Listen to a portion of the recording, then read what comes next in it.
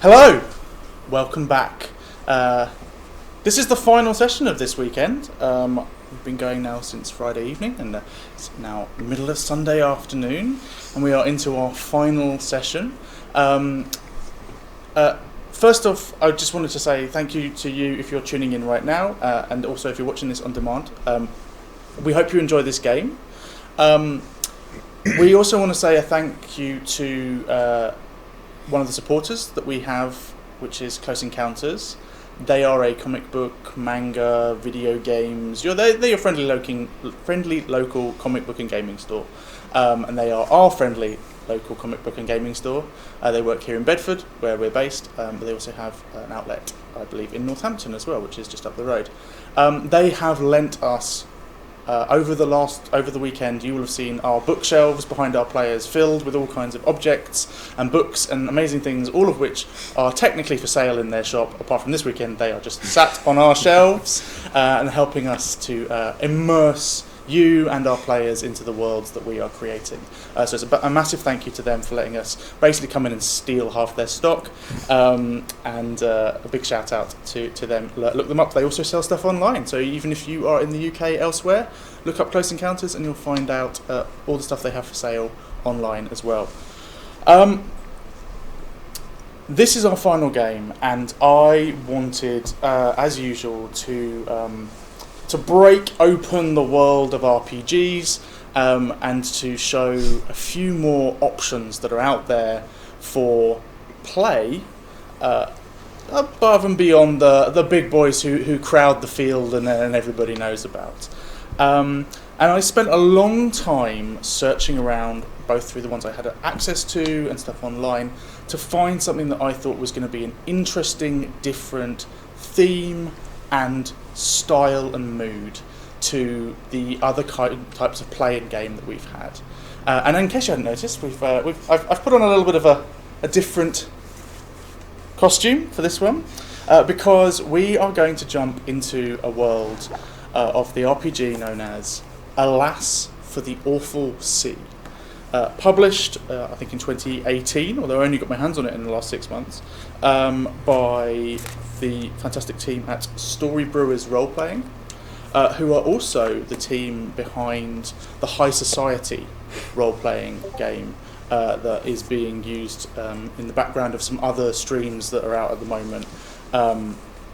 They are very interested in role-play heavy ideas, and they're also very interested in historical fiction. So, Alas for the Awful Sea is all about history, the past, and the kind of space between the real world and the world of fantasy and folklore and fairy tale. We are set within the British Isles, and all of our characters and all the people that we're going to interact with are the kinds of people that you would find along the shorelines or floating on the seas of Scotland, the Irish Sea, Cornwall, the Welsh coastlines, the North Sea, and the Atlantic Ocean.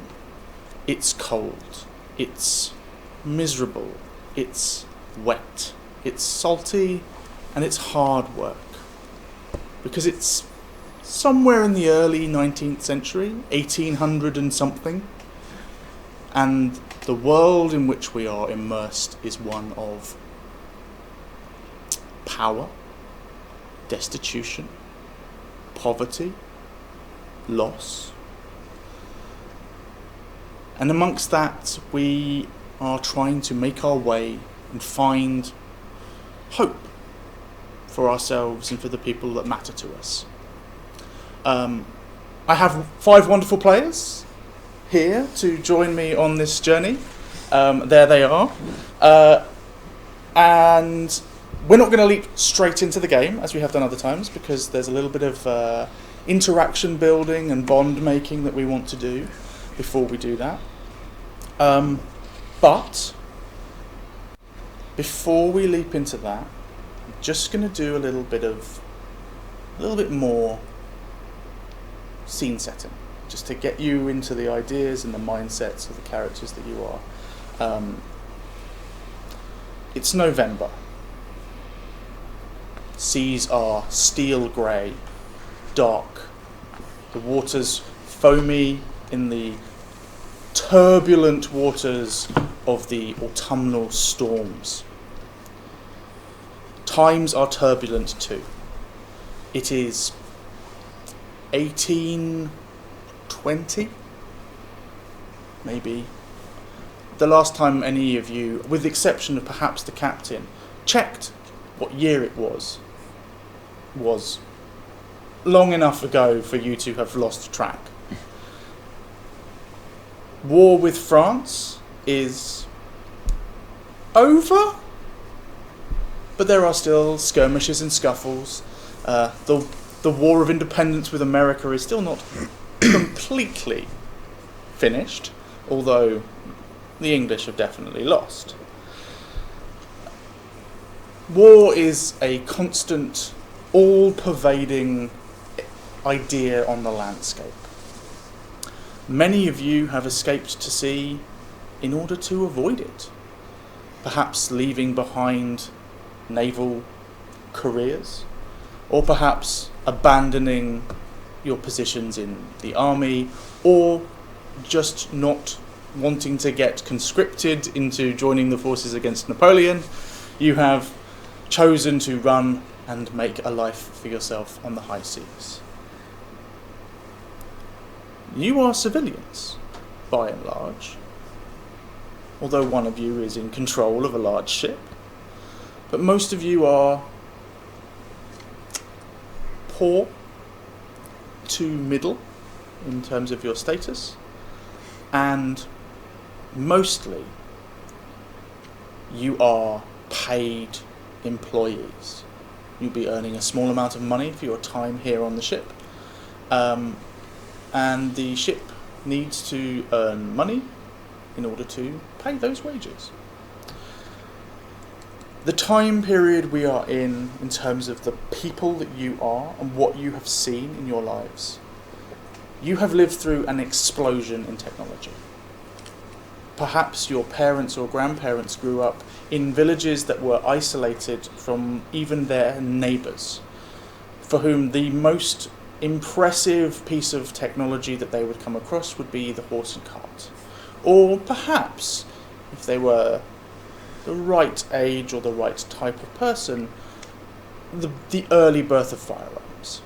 But for most people, in most settings, they've seen more of sickness and disease than they have of technology. The factory has just started. People are leaving behind the countryside. They are abandoning the world that they have grown up for generations in order to make new lives in new places, in this new creation, the city.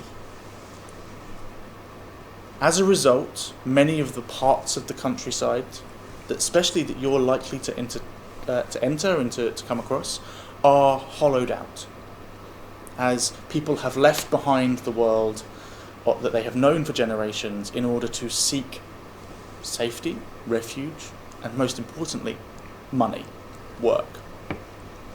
As a result, the lands, the villages, the towns, the ports are generally poor and almost continuously miserable. However, there are a few glimmers of hope on the horizon.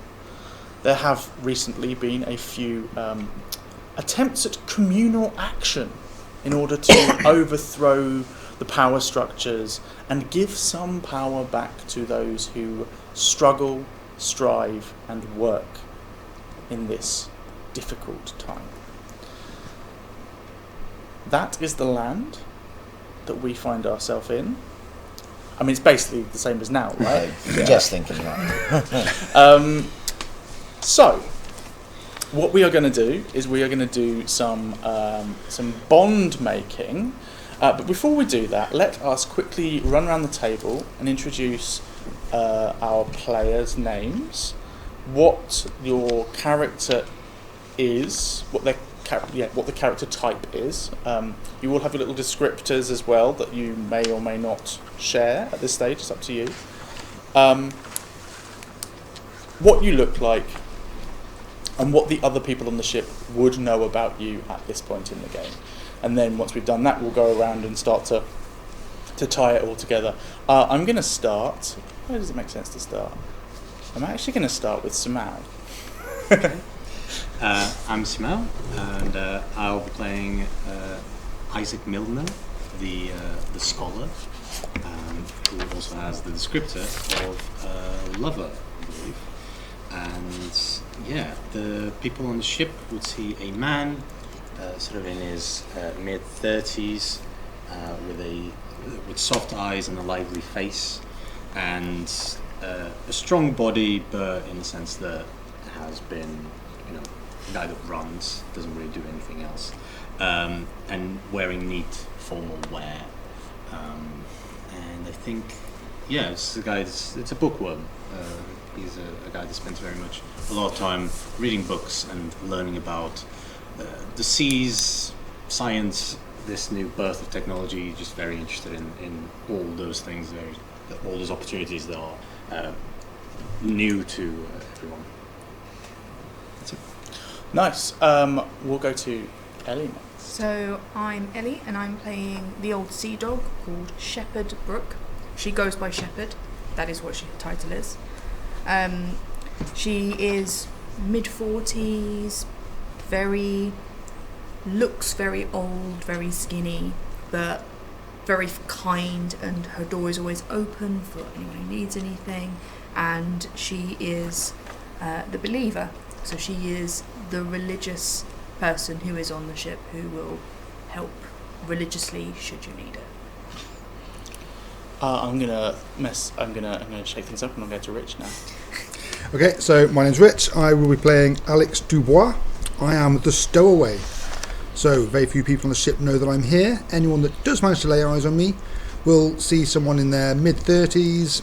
They're in good clothing, like good quality, but it's quite old. It looks like nothing's been maintained for a while. Maybe fell on hard times. And that's me. Nice. Rob. I am the cook and also the creature. I am called Leaf Dolgard. I am a man. I have jolly eyes, a hearty face. I am built like strangely big. And I am dressed in an immaculate kind of white apron. But I am not a friendly, jolly cook. Despite my eyes, I am you want extra food from me, you've got to give me something for it. And finally, Kai. It's finally Kai. Yeah, so I'm Kai. I am playing the captain for the second time this weekend. Apparently people like putting me in charge. Who knew? I play Avery Ward. They are a very androgynous person with a very baby face but cold eyes. They are fairly built. They're used to being on the sea, and they are wearing a loose swashbuckler coat. And they run a strict but fair ship. As long as what needs done gets done, that's all that matters. Very, very, yes, absolutely. There's not much time to mess around, and Nope. Getting stuff done is the order of the day. Wonderful. So, Alex, Avery, Isaac, Shepherd, and Leaf. You all have bonds on your sheet that you need to make with one another. I think the easiest and quickest way to do this is just we'll sit above the game for a moment and run through the bonds that you have, each player, and just say, I think it would be this person, and then the person who it is goes, yes, I'm happy with that, or that doesn't make sense because of something that you don't know about. How does that sound? Yep. Yeah. Mm-hmm. Sweet. In which case, we will do that in the same order that we just did everything else. So, Samao. Pete, can I have a little bit of just light background noise at the moment? Yeah, thank you. So my first bond is someone does not believe in your discipline, you think they are a fool. So I probably would consider either the cook or the captain for those. Because the cook would be very much, I feel like, would be very much focused on, food is what I do, and don't really care about anything else. And at the same time, the captain would be like, this guy just comes in with books, studying the sea. I have the sea experience, which that counts. So I think one of those two would be the ones. So this is you don't like. No, they don't believe in my discipline, and so I think they are a fool. I think it makes sense for the cook. Yeah, I do as well. Perhaps it's a diet thing. Like, you've got this lean physique, maybe you don't eat so much, and the cook, or what you do is you're very careful in what you eat, and the cook's like, no, you eat what is put in front of you because that's how food works. And I'm like, it's this or nothing. And sometimes he chooses nothing, and you're like, that's stupid. Yeah. Cool. Next one I have is you've been secretly studying, and I assume it's someone after that, because it's just a line. Yeah. So I've been studying someone. Yeah. Which kind of would make sense to be good old Alex. If I wouldn't know that you know that I'm aboard, but you've detected this. You've sought me out and spying away. Yeah, I like that. So we'll go with that. Next one is you've convinced someone you can communicate with birds. So I think it makes sense to be Shepherd, because she seems quite like welcoming, and I'll be like, oh yeah, I can definitely do this. It would be a conversation. It would definitely be a conversation, but I think she'd end up believing it, that you have this belief that you can speak with birds. Right. Yeah. So we'll go with Shepherd. And then I have someone frightens you. You don't like the way they look at you. So I guess for the sake of this, could be the captain. Again, for sort of the same reasons that I was literally looking at you as you said that. Cool. So I'm going to go with Avery. Awesome. And do you want to do the other bond from the? You're the lover, aren't you? Yes. You can choose someone on the ship if you want, or you can choose someone else from your past that maybe you have left behind. If you choose someone else, then it may be more complicated to make play that out, but it doesn't have to be someone on the ship. I think you should do the cook and make it really weird. I've got no respect for you, but you're amazing. Yeah. Something about you. No, okay, cool. I think I'll. Ellie, we're coming to you again. So I have got. You've taught someone everything they know about the sea, and I kind of think it wouldn't be everything, but I kind of think that I would influence the scholar on some information about the sea. Makes sense. Everything that's important to know, like not the stuff you read in books. That's not important to know. Yeah. You've taught them all the important things. Someone is impulsive. They are dangerous to be around. And I kind of feel like I'm. I start to see the typecast. Yeah. I can't. What's your goal for the game? How much have you told these people about our other games? Nothing. Because like you dish out the food, you quite no. Get on the wrong side of you. You don't eat. Yeah. I've got you know someone hears sounds at night too. and I'm going to put the stowaway, just because I would have gone to go and find the sounds and probably would have found a bed, so it wouldn't mess with me. I know who's there, but I know whoever's sleeping there would probably hear them as well because they're coming from this direction. I'm the worst stowaway ever. Everyone knows I'm here. We know you're there, we just like to pretend that you're not. And That's fair. Makes sense. I've got someone's parents maybe promised to keep them safe on this journey, and I think that's going to be the captain. I think that's not going to be parents, it's going to be like a relation or something that I've met that has kind of been like, do something here. I mean, you're the old sea dog, so it could be parents, but some relationship. Yeah. How old are you? Probably early 30s. I'll put relation in there, just relation. What's up? Captain. And Yeah. I have another one. Yep. Lost my sheet. Is it underneath my sheet? Nope.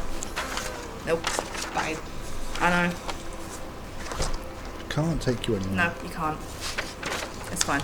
If you've lost it, don't worry. You can go and we'll move on to Yeah. someone else. You can go and see if you can find it somewhere else. No If problem. not, I have the spare sheets in my bag, which is just behind Yes, here. please. We will jump to Rich again then. Okie doke. So I have someone promised to help me escape my old life, and they are supposed to be the only one that knew you snuck aboard. So my thought would be the cook for that, because it made sense to me that if I was going to try and befriend someone, it would be someone that could get me food. So therefore I would have somehow convinced the cook to let me sneak aboard, so I'll put Leaf down for that. I think it makes sense. Like, the scholar is studying whatever it is that's aboard the ship that hasn't made themselves aware, and the old sea dog has So in found. tune with ship life. Yeah, but also maybe they found like where you've been staying, but not when you've been there. Yeah. So it's like they're aware of a presence Yeah. on board the ship, whereas the only person who knows you Okay, that's fair. is the cook. Okie doke. I've heard so much about someone and dream of learning from them. That to me would make sense if it was a scholar. I've got a lot of respect, possibly for your amazing ability to talk to birds, which I've never heard of. That just sounds fascinating. So yes, I would love to learn how to. Probably not talk to birds, but yes, I'm sure you have lots to teach me. If only I could just reveal my presence. I'm worried that someone plans to send me back where I came from. I think that the most obvious choice for that would be the captain, because I don't think the captain treats stowaways particularly well. Hello? Avery. How Well- useful you are. Yeah. And someone is convinced I'm up to no good and is trying their best to prove it, which would make a lot of sense if that was Shepherd. If she's found a bed that was not used, she thinks someone's about. No one that's sneaking around a ship can possibly be doing something good. So that would make sense to me. And I do not have any more bonds from my description. Probably not. No. So that's me. Wonderful. So we are on to Rob. So I think I'm about to earn the typecast I've got by my next question. You always put a little something extra in someone's food. Does this have to be a positive something extra? No. Okay. I think that should probably be the scholar, because he doesn't like my food, so I'm going to put something extra in it. Makes me even more annoyed on the day he doesn't eat it. It's like, oh, that was wasted. So that's right. That also explains why he doesn't eat it that often. It's just like the cook's not very bad at their job. Everyone's like, yeah, it's fine. I don't know whether it's obvious there's something extra in it. No matter who is formally in charge, somebody is the only one you really listen to. I feel You put like... yourself down? Yeah. I feel like that's got to be the old sea dog. I think that's the only one that makes sense. Makes sense. I mean, I would allow you to put yourself down there if you wanted to play that. Okay, yeah, that's that one. That's true. Makes sense. Yeah. You are a character as well, so. When you scratch somebody's back, they always scratch back with interest. I think that is probably going going to be the stowaway. That would make Like, sense. I owe you yeah. a fairly big favour right now. Yeah, I'm and sure that debt is coming with interest. and if you can kind of move about the ship without other people knowing, you Well, I can thought I probably get your hands on something. So Alex. And then when your temper gets the best of you, only can calm you down.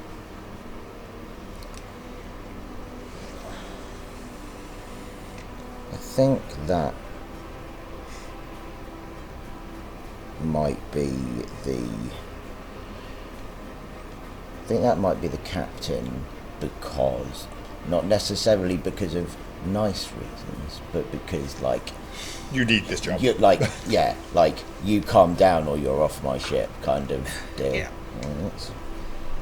Nice. And any other bonds from your... No. No, I didn't think so. Wonderful. Do we want to do the believer Yep. quickly? Yep.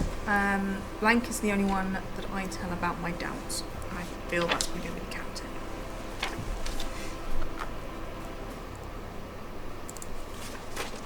Cool. And finally, Captain Avery, Captain Ward. Captain Ward. Okay, so someone once stood up to me and refused to obey a direct order. So by the sounds of it, that could be any of them. So, great, cool. I was going to put the cook in for that one. I was expecting that. Yeah. Before even the shoe, I was like, oh, probably the cook. I picked the worst friend ever on the ship. Everybody hates him. But everyone needs me. Very true, including me. It's true. Okay, and then I've got my eyes on someone for first mate, whether or not they agree. See, I'm torn with that one, whether that's going to be the old sea dog, so either Shepherd or Isaac.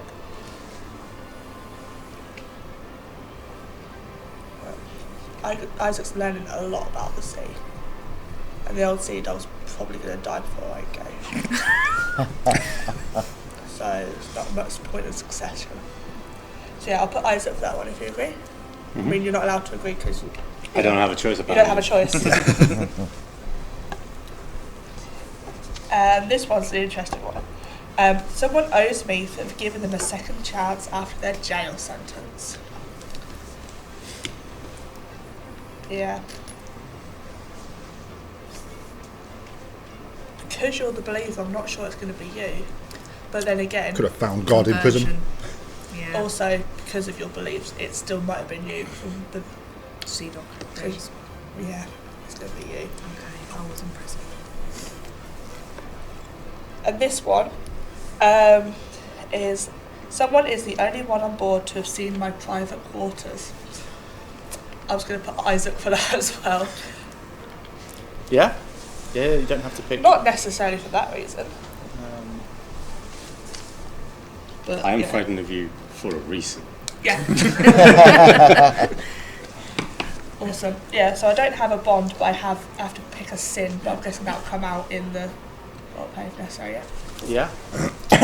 Yeah. So everyone is bonded up. Everyone knows who they are, who's important to them, who's difficult to them, and the relationships that you all have on board the ship. Wonderful. Well, I think without further ado, we should jump into the game then, shouldn't we? You can take the music out, take your pee. I'm gonna put this here. Before we start, I am gonna say I'm struggling to hear people, so volume would be great. So I keep looking at people and being like, nope, no idea. I'm just nodding. So.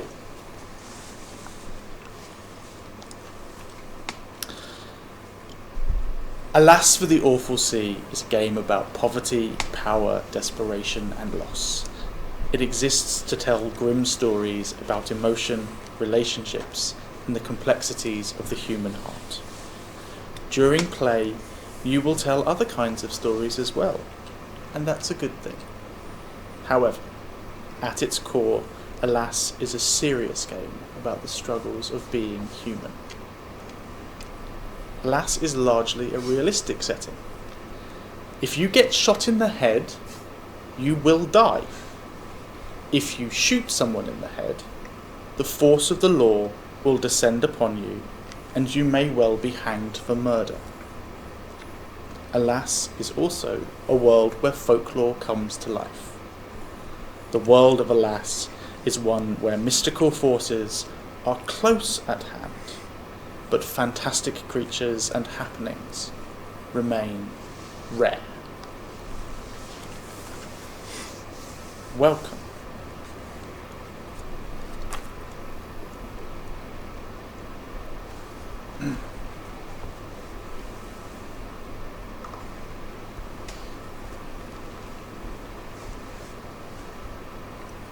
You have been at sea long enough to know that this is no ordinary storm. This is the storm that comes once in a sailor's life, that they will tell about in every inn-house, every tavern, every day for the rest of their lives. This storm is a milestone, or a tombstone. The rain hits you so hard it seems to fall with personal vengeance. The ship is rocking like a wooden boat in a 5-year-old's hands. You are tossed well beyond nausea and perhaps even into terror. Lightning cracks through the sky, an ill omen that this storm is far from over. Stowaway, what are you doing during this storm? I'm not really used to life at sea, so I will be hurling my guts up, trying to find any sort of comfort, anything that I can just hold on to stop myself being thrown across the ship. This was certainly not what I expected when I snuck on board. I was hoping just to kind of escape, and yeah, I'm not used to this, not dealing with it at all. I'm just clinging on for dear life to anything that I can find that's just solid, so like some wooden beams or anything down below, just trying to stay alive. Down here, just above the bilge of the ship, just trying to keep out of the worst parts, but not in the parts where people might find you. You find yourself within the hold area, like a storage room, perhaps where the cook keeps some of the food supplies, the ones that he doesn't mind getting a bit wet and damp. While you are down here, the ship suddenly lurches and shifts, catches you off guard, and you see and feel a number of these boxes start to lurch and tumble towards you in your direction, as if they are about to crash towards you or to maybe even overwhelm you. How do you react? I'm just going to get out of the way. If they don't come down, I will happily try and secure things later, but I'm not going to try and catch heavy boxes. I'm just moving. Cool. I'm going to ask you please to roll for an acting under pressure. So it's going to be plus your balance. And that is a 7. 7, you just about managed to make it. However, you're going to falter, buckle, or break. I will offer you a bargain or an ugly choice. I'm going to say you have a choice in this exact moment. You see the cook's favourite stash of special food that he has been saving and gives out in very limited quantities. You see that box is crashing towards you. Your options are to save the box and its contents, or to save your arm from being broken. Make the right choice. I was going to until he said arm broken. No, I would try and save the box if it was standard supplies. I'm not too concerned, but I owe the cook a lot. He snuck me on board. I wouldn't be here without him. If this is his most favourite supplies, then I will save that box. Wonderful. As you lurch out and catch it, you see this tumbling towards you. You throw your arm out to stop it. It thuds into the top part of into the middle of your bicep, and you solve it, but you can feel damage there. bruised at least, possibly some tears in that. You're going to require some medical attention. I would like you to mark on your character sheet in the windrows in the bottom corner just one bit of damage. You do not have a surgeon aboard your ship, so in order to get rid of the damage that you have, you will either need to try and find somebody elsewhere, or hope that over time it will heal in some way. If you have taken 1 damage, it may heal over a short time. 2 damage, that's going to require a lot longer. But the food in the box remains safe and secure. But you know, if you don't get attention on this arm soon, there may be problems ahead for you. Cook, how are you reacting to this storm as it plays out? I am in my kitchen, which I imagine is like, I fill most of the space in this kitchen, and I am cursing, swearing, shouting as all of my precious implements get flung around the room. I'm putting things in cupboards, I'm picking things up, I'm trying to hold things in place. I am not very happy, and I am struggling to maintain the order that I so like in my workspace. Brilliant. I'm going to ask you then to roll an act with force on this particular one, as you are trying to physically keep things in the place that you want them to be in. So that's plus your brawn. That is 8. You get to choose 2 from the list on act with force. There are 4 options available to you, but it's nearly a success. While Rob is choosing, all of this, if you roll a 6 or lower, it's a failure. For some of them, a 6 to 9 is a success, but with a complication or with some choices. And then for most of them, a 10 plus is either a great success, or you get to do even more of the options that are available to you. I would like to take definite hold of the situation. Yes. And I'll suffer a little harm. A little harm, wonderful. I will say that your bulk and size in this space like fills it, which means that you've designed the galley to be mostly accessible from like the middle up. Yeah. But there are still a few objects that you don't pay a huge amount of attention to that get stored at a lower, and you're able to push out with your arms and like brace your back and hold in place some of the cupboards and objects that are up this height. But at some point, a barrel filled with what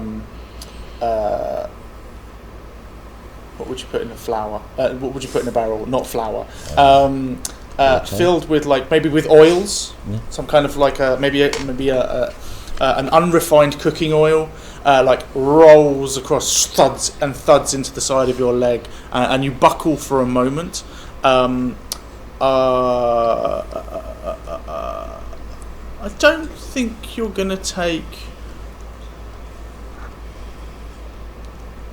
No, you're not going to take damage. Okay. You suffer little harm. However, things are slippery underfoot as a result of this, and you've lost a valuable supply. Scholar, the sea is pitching and roiling in a way that you did not think was possible.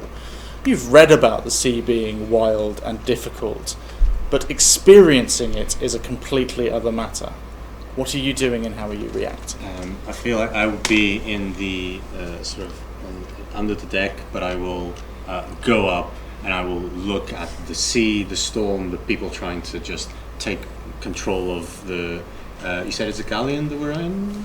It's a bit smaller than that. It's more of a history knowledge of ships. I'm going to say it's more of a schooner. So it's like designed to take a crew of maybe 10 to 12 maximum. and it's a fairly fast ship for doing small supply runs and stuff like that. Cool. Yeah, and I would like to go up. And just assess what is happening and how these individuals are taking control of the situation. Just kind of like registering it to write about it later, essentially. Yeah. Cool. I'm going to ask you to roll a read a situation check. So that's going to be roll plus your brain.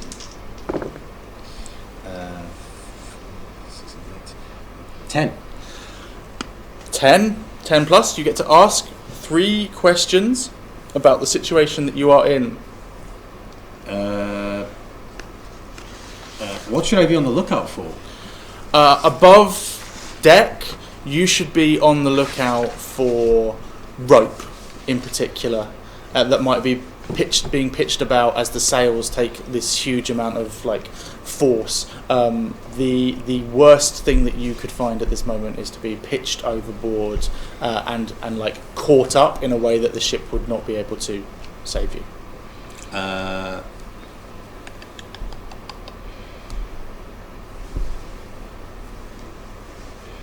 What is most vulnerable right now? Probably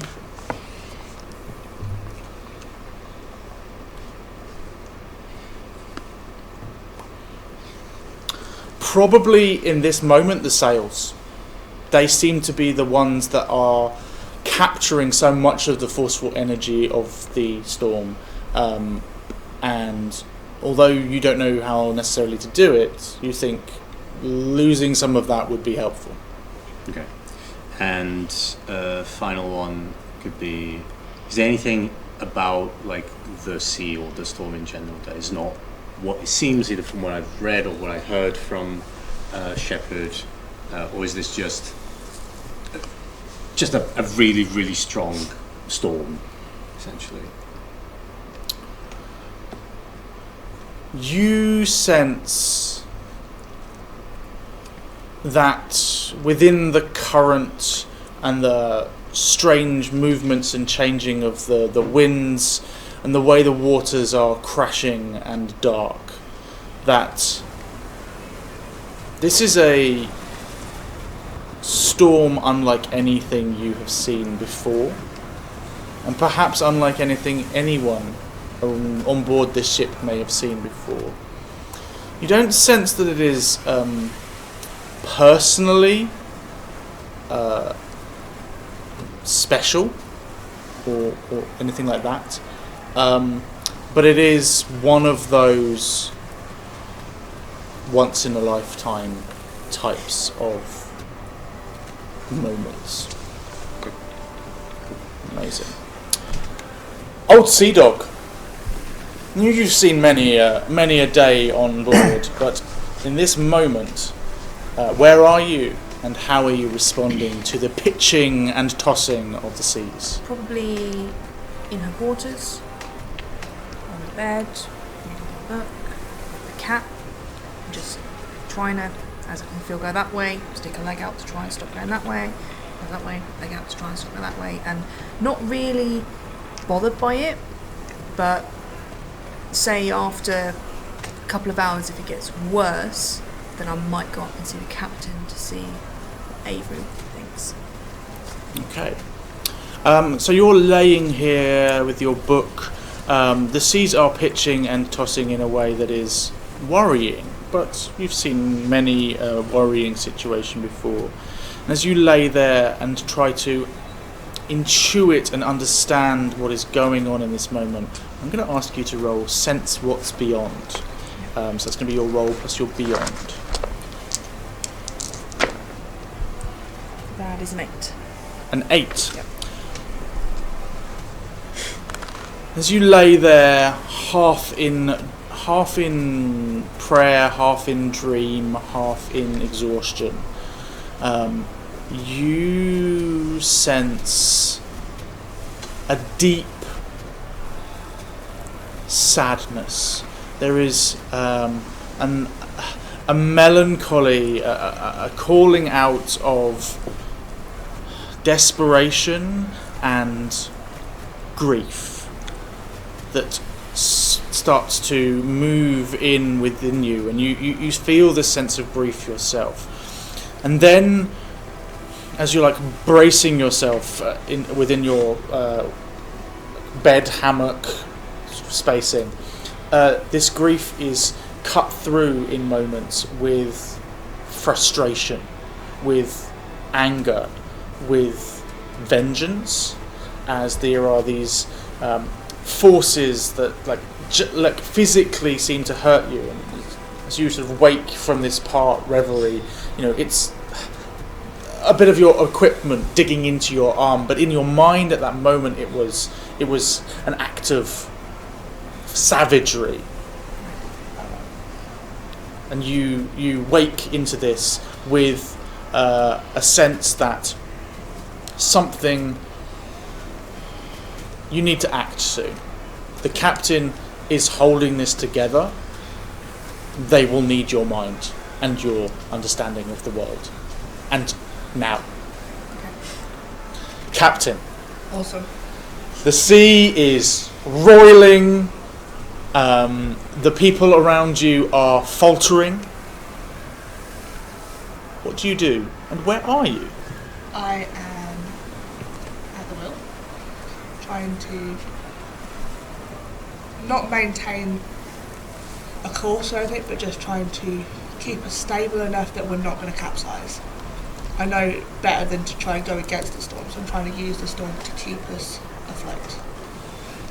Shouting out orders. I assume this is not just these, and not just my crew. I've got other.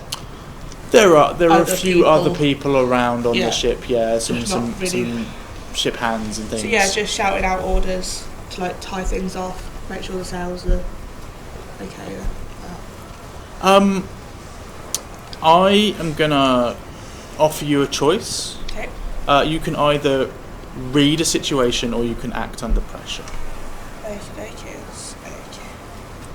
I will say I acted under pressure. Wonderful. So roll and add your balance, please. So that's a 10. Wonderful. You roll with the punches of the waves. You stop trying to fight the storm, and you let the storm take you and the ship where the storm wants you to go. Yeah.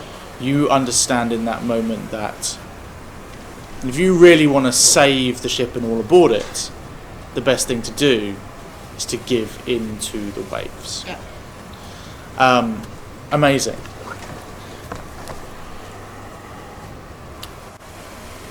As you are there letting this moment play out, Captain aboard the deck, and Scholar also aboard the deck, you peer out into the distance ahead of you and see that there is a coastline. What appears to be a small-ish town, maybe even just a village. It is drawing nearer, but there is still a little ways off and a little bit more storm to fight.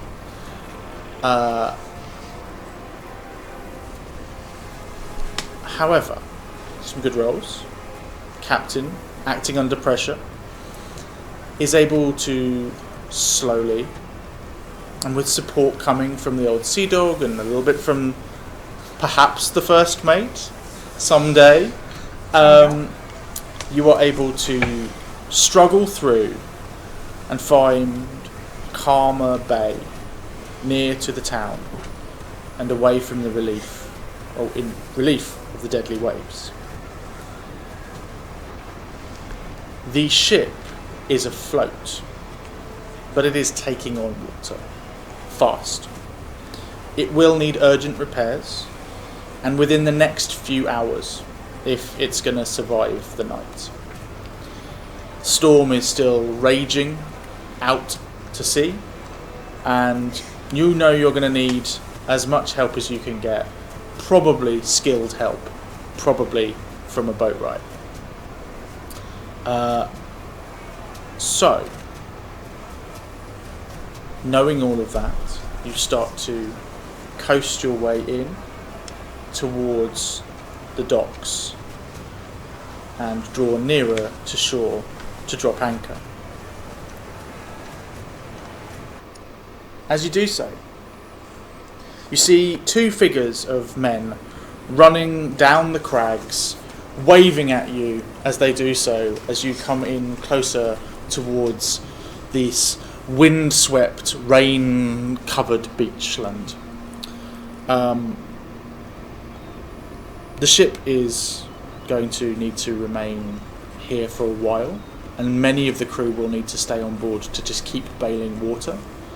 But temporary repairs are required, which requires people to head out and find out where you are and what this town may be able to afford you. So, Captain, what do you do? I tell Isaac we need to get everyone on the ship. If they're not busy, and I'm doing a very sarcastic look, like busy, they need to start bailing out water now. We're going to this residence, I guess. I don't know if it's a village or a town, but we're heading there. What do you think? 'Cause you're with me as well, Sea Dog.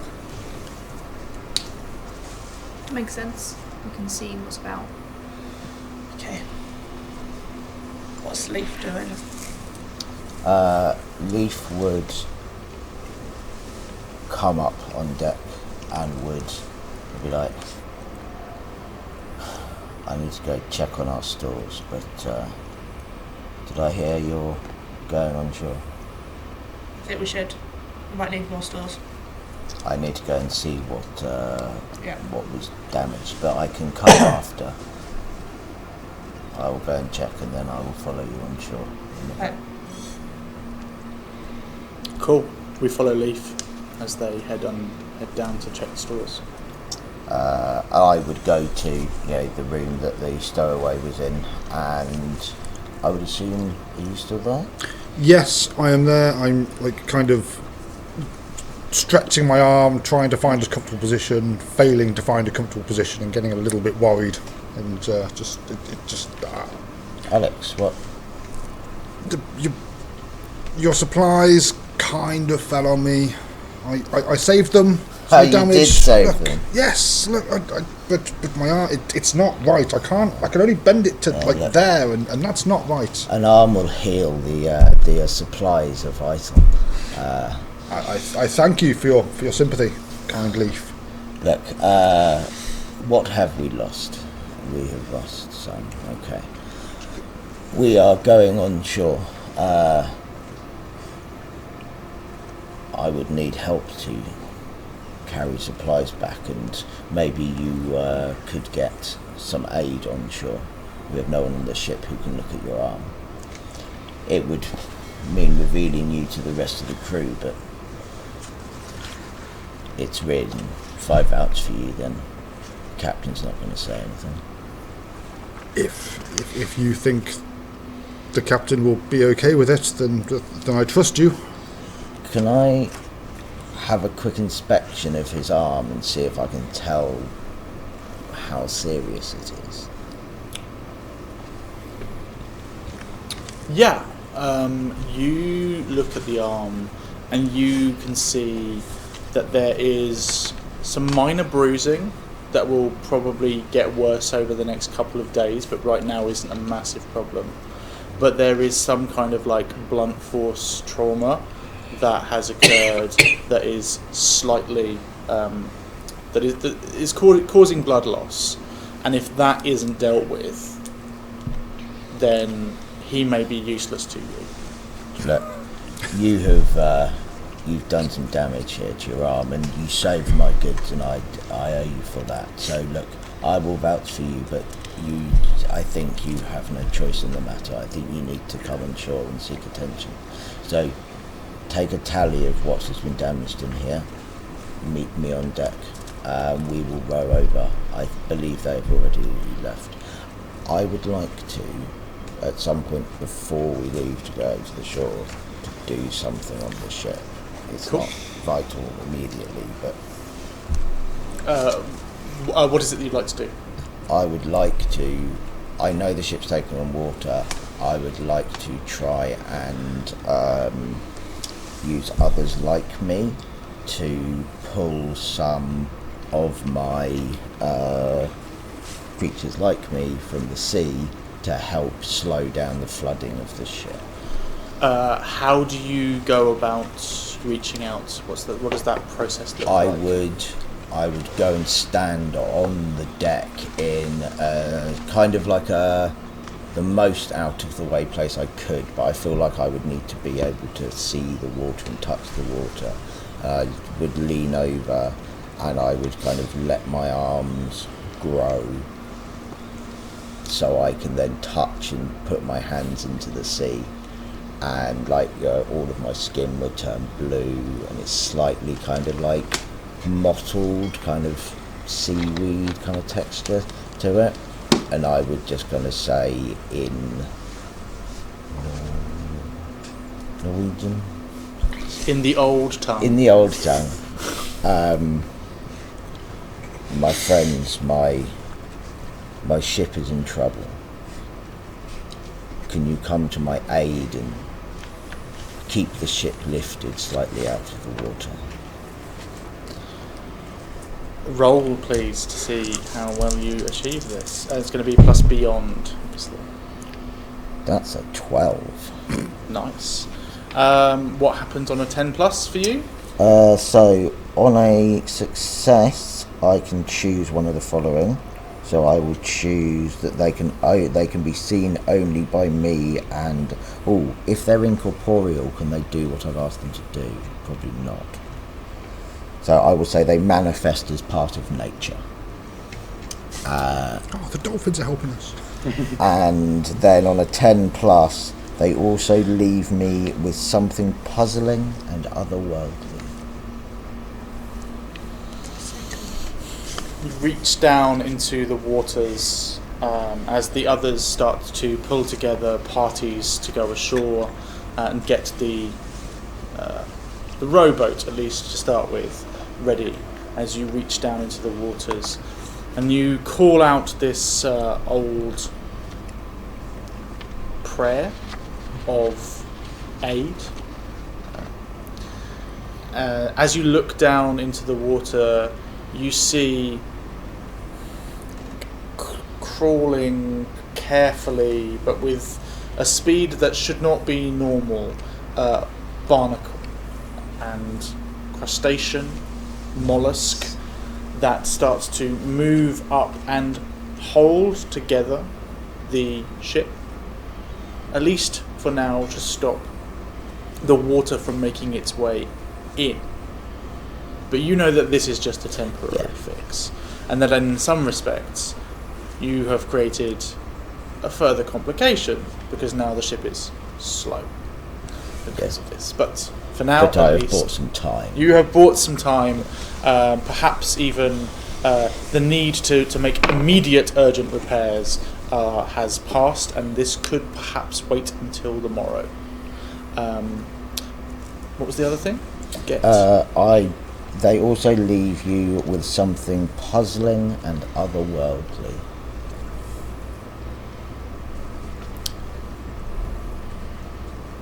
As you are peering down, watching this creep up the side of the ship, you see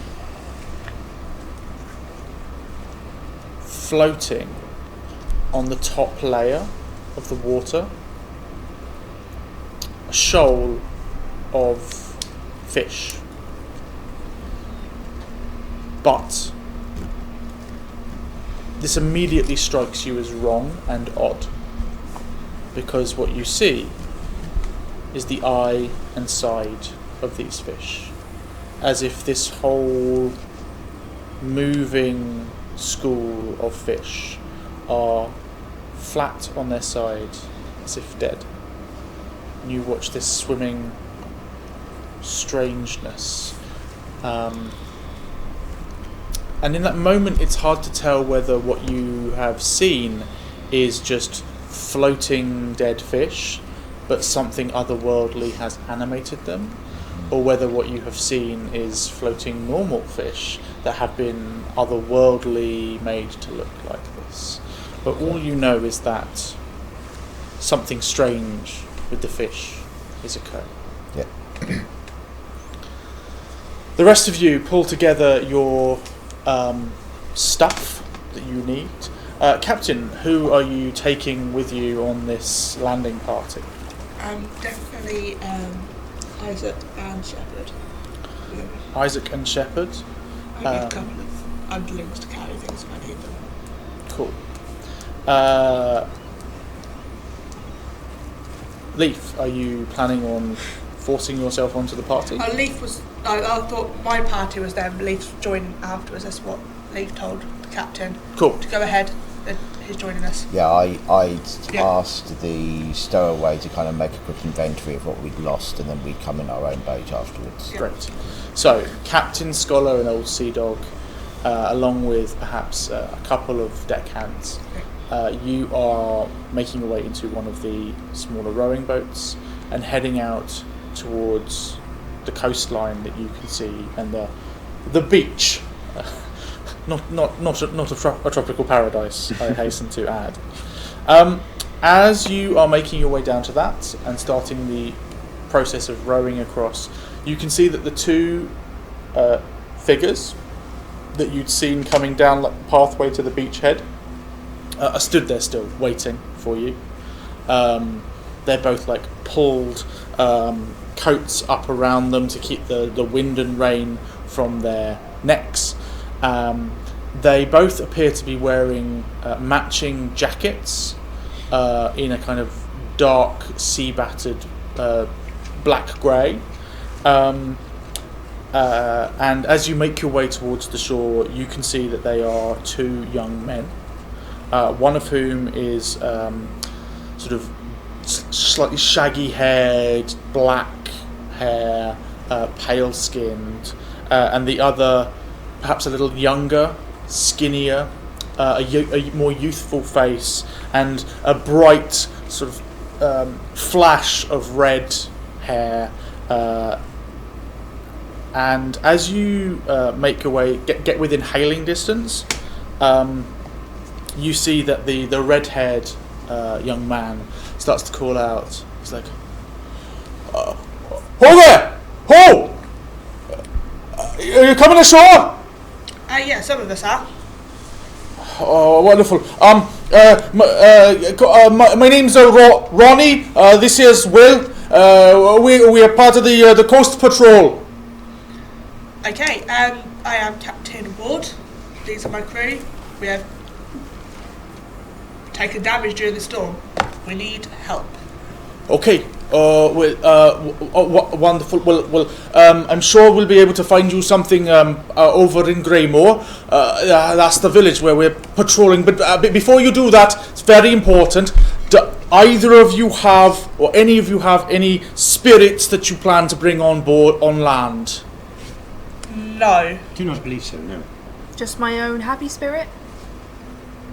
No, I don't. Is there a tax on that, Will? I don't think there's a tax on that. Oh no, no spirit on me. Yes, it's one of those. Yes, just sorry. This is my work. We just have to. There's a tax on import. You see. It's just us. Great. Let me show you into town then. Follow me. Watch out, the coast path's a little bit rough. Not as rough as the storm we just came out of. It does look pretty awful, yes. You follow in behind these two as the torrential rain continues to batter along the coast path, and they make their way up the beach and up the sort of cliff face path, and start to come in to the town, not from like the direct dock, but perhaps from a sort of side coastal path. As you make your way into town, you can see that Greymoor is poor, it's rural.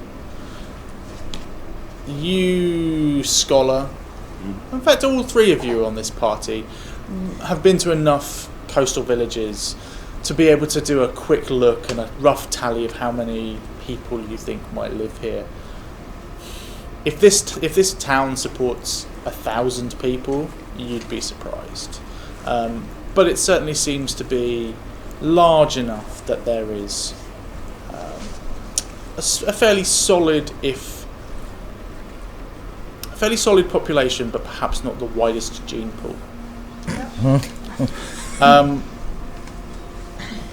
It is a town that is not decaying. It is a town for which decay is its permanent state of being. If this town ever was great, its days were hundreds of years in the past. But the nature of the coast, the storm, and the world that they find themselves within means that everybody just lives partially in squalor. The buildings are old and run down, and nothing here looks expensive or official. The two ahead of you keep moving on towards town, and as they do so, Ronnie turns back to you and starts making slightly awkward conversation with the captain or with anyone who will listen. What brings you up this part of the world? Just travelling. Oh, yeah. I thought maybe you had business round here. What sort of business would be around here? Oh, so there's obviously fishing. There's quite a lot of that, and then we have to keep an eye out on all of the ships, you see, because sometimes they like to smuggle, you see, and so the provost, he's not a big fan of that. So that's what the Coast Guard's for, you see. We're here to make sure that everybody pays their taxes and that those in charge get their dues. So you're not smugglers then. Would you believe us if we said no? Because I'm not sure smugglers would say, yes, I'm a smuggler. That's true. Yeah. Actually, no one has ever said yes to that. No. You might have to think about a different line of questioning. I've not been in this job very long. It's okay. We've all Kate, got to learn. Yeah, I mean we've had a couple of successes recently. That's good. That is good. Although I don't know. Well, it's good for us. Provost's happy. Town's not so happy. But yeah, you're stopping stuff going to the town. What sort of stuff are they smuggling? Oh, just mostly spirits and rum. Occasionally whiskey.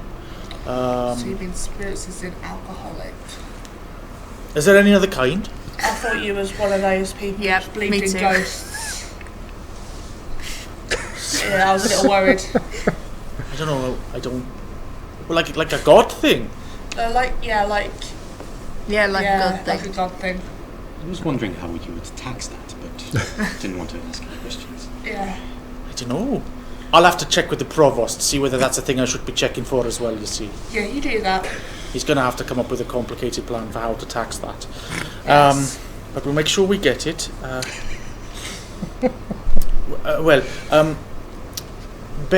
You say the ship's in a little bit of a problem? Yeah, we took some damage during the storm.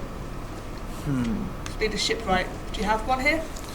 Yes, actually we do. It mostly deals with sealing ships, but you could search out Bartholomew. He's like my uncle in law, sort of. Yeah. But if you want to have a chat with him, the best place is to probably head to Mum's place. That's the Gentle Tempest. It's kind of the only inn in town, but yeah, it's a good place to get out of this horrible weather. It is indeed. As you start to make your way along and into the town, you can see that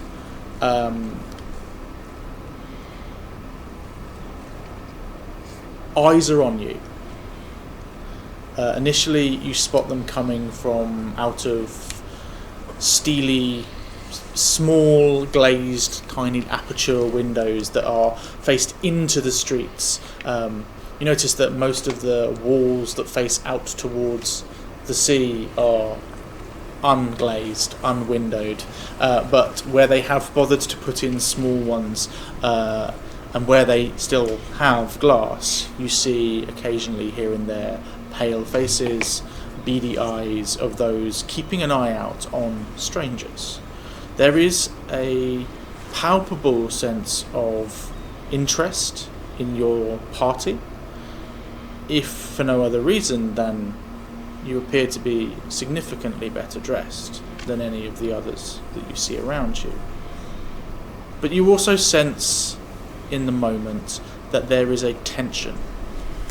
And whilst there are those amongst the townsfolk that start to peer out at you, eventually, despite the wind and the rain, as you make your way towards the centre square of the town, you spot that there is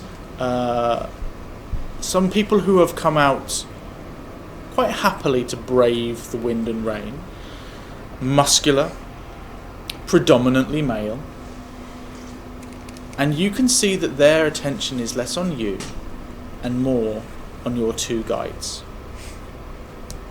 They start, you see them glaring. A couple of them nudge each other and point accusingly towards your partners. At one point, as you make your way past the doorstep, a lady with a small child tucked behind skirts watches as Ronnie and Will walk past and visibly spits on the ground in their direction. Eventually, you can see that a crowd has appeared. They seem to sort of glom together as a group of a couple and a group of a couple and a group of three, and have come from different directions. And there is a shout out from a particularly brash, loud-mouthed man. Dogs! I'm calling you dogs!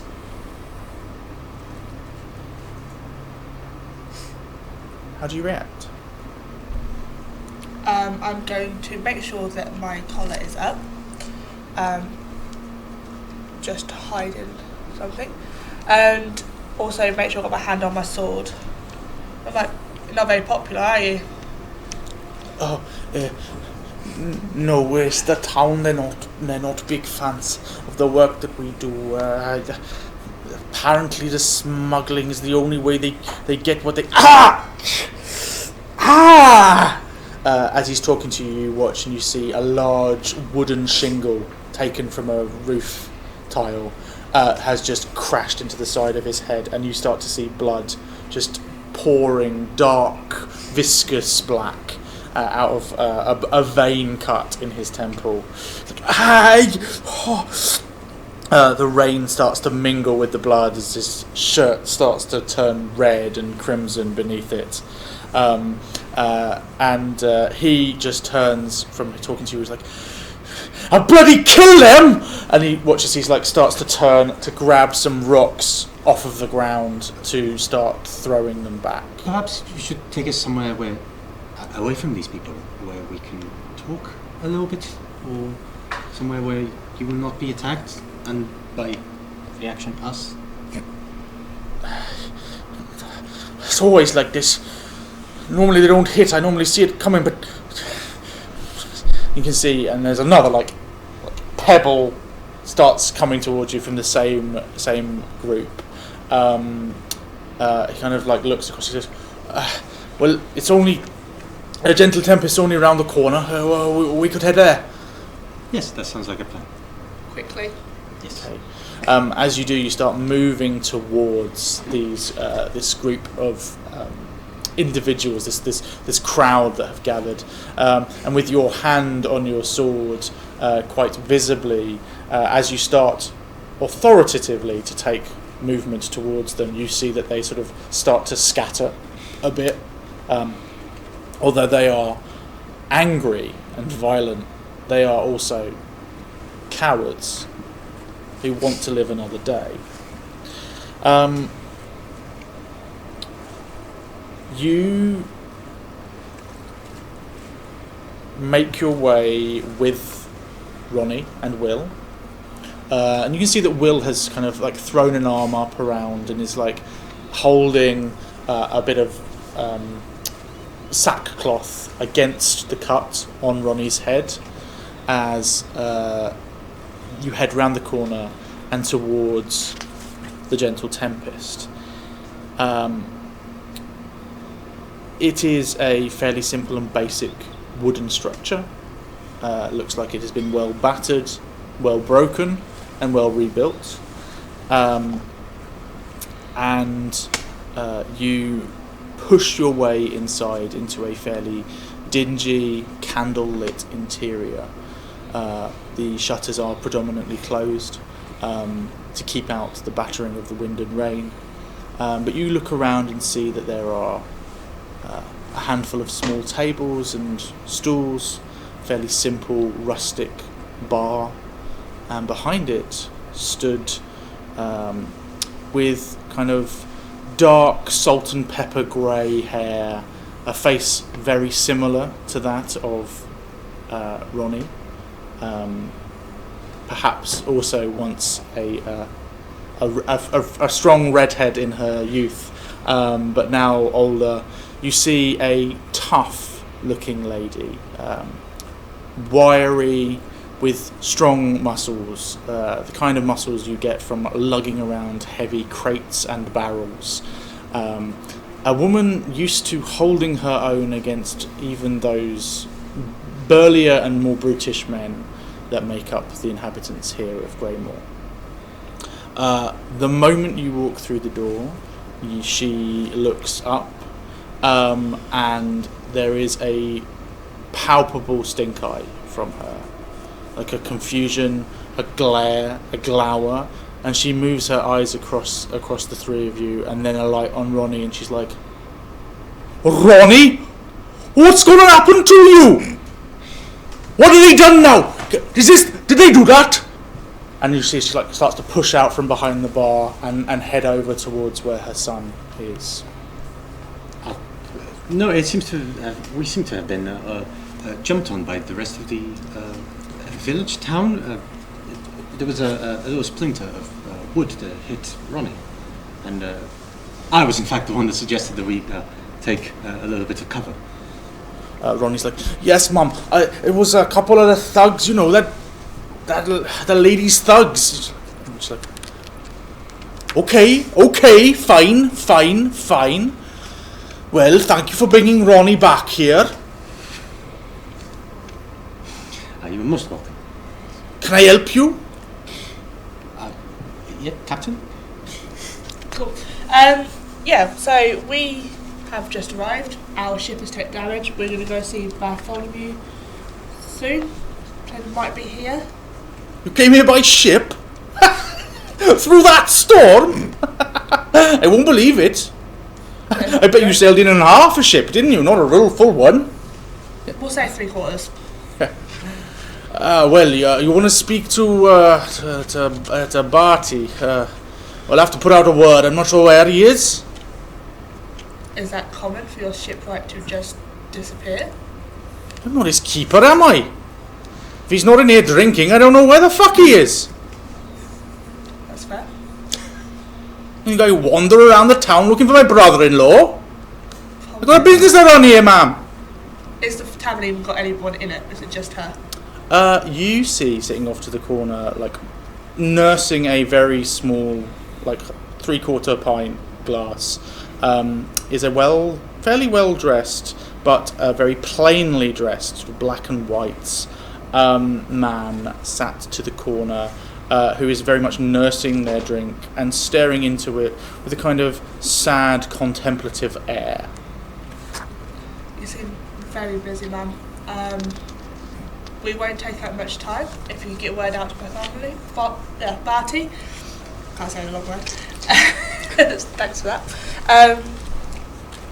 We will be here until he turns up. All right, fine.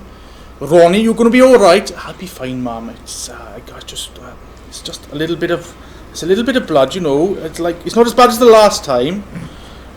She's like, yeah, last time. This will be the last time, my son. We'll look after him. No, in fact, don't worry. I'll look after him. Will, you're bloody useless. You go find Barty. And she like sort of grabs and like starts to handle Will out the door and kind of push him off into the thing. And be like, tell him to get here as quickly as possible. I got punters, I guess. They haven't put their hands in their pockets yet, so until they pay up, they're just window decorations, what they are. So go get Barty, see if we can get him out of here quickly. And she comes back and starts to minister to her son, and like you hear the two of them having a mumbling, grumbling conversation together as she starts to try to piece together what happened and who you are and how he knows you and all of that. In that moment, the three of you have some time to talk amongst yourselves. Perhaps it would be good if we spent some coin in here, at the very least. Otherwise, a bit scared of that lady. You're scared of a lot of things. Well, I'm not very... I can't deal with problems the way that you do. I have to talk my way through, and I do not know how to... I don't know enough about this lady to be able to talk about it. You know, she runs a successful tavern. Well, and yes. She loves her son. Well, yes. The only way I know about this person is that they run a tavern. Therefore, we should spend some coin in order to maybe have this lady like our presence. A drink would be nice. A drink would be nice. I was going to suggest it. I just like to tease Isaac. I walk to the bar. Service? Did you say that? No. I just stare at her until she realises we're waiting at the bar and have my coins out. You make your way over to the bar and stand there with a coin purse out ready, and she sort of leaves Ronnie for a moment, like to check. Like you see as she like strokes him, like in a kind of sort of slightly childlike way, like moves his thick red hair out of the way where the wound is to like see it properly. Kind of looks at it carefully, like makes sure that he puts his hand over, like right on where it is, and then she like glares at him and she cuffs him around the other side of the head. And, don't be so bloody stupid. What have I told you? Eyes in the back of your head all times. Sorry about that. Welcome. I see. Ah, yes. Can I get you a drink? What do you have? We have beer. Is that it? Because of the whole time. Yeah. I can put seawater in it as well, but Water beer. Might be nice. it's just beer. Just 3 beers then, please. So yeah, we used to have spirits, but Yeah. well, almost. you know, it's expensive. Drink spirits. She makes her way behind the bars and pours 3 fairly frothy, sort of dark brown pints of safe drinking water. The Better than the seawater water. makes it taste better. Pops them up on the bar in front of you and is like, I see you got coin. I do. Slides some coin across the bar. She takes it. How does it taste? It tastes warm. Nice. It tastes chewy. Not like physically chewy, but just like it's a bit tangy and bitter. Tastes like beer. Not the best beer. Not. I mean, there's no such thing. And these times, in this part of the world, nice beer. We're a few hundred years away from that. Grog or nothing. Yeah. It is functionable, serviceable, and as I said, it's it's probably safer than the water. It's at least been boiled at some point. At some point. Well, this is nice. Yes, nice. So you can't have whiskey because it's too expensive? We used to have some, but well, yeah, it ran out. There's a massive tax on it, you see, and well, with Ronnie's job and everything, this sort of supplies have dried up. Plus, the people who drink it in the town, they don't come here for it. If they've got it, if they had it, they kept it at home. And forgive me, but I assume that you pay the tax to the crown, yes? Of course. Good. Just double check. Well, we pay the tax to the provost, and then the provost, they, I assume, pass it on up to well, whoever's in charge of probably the Lord Lieutenant, and then the Lord Lieutenant, well, they make sure that it goes along to the exchequer. I don't know what that word means, but I've heard it used.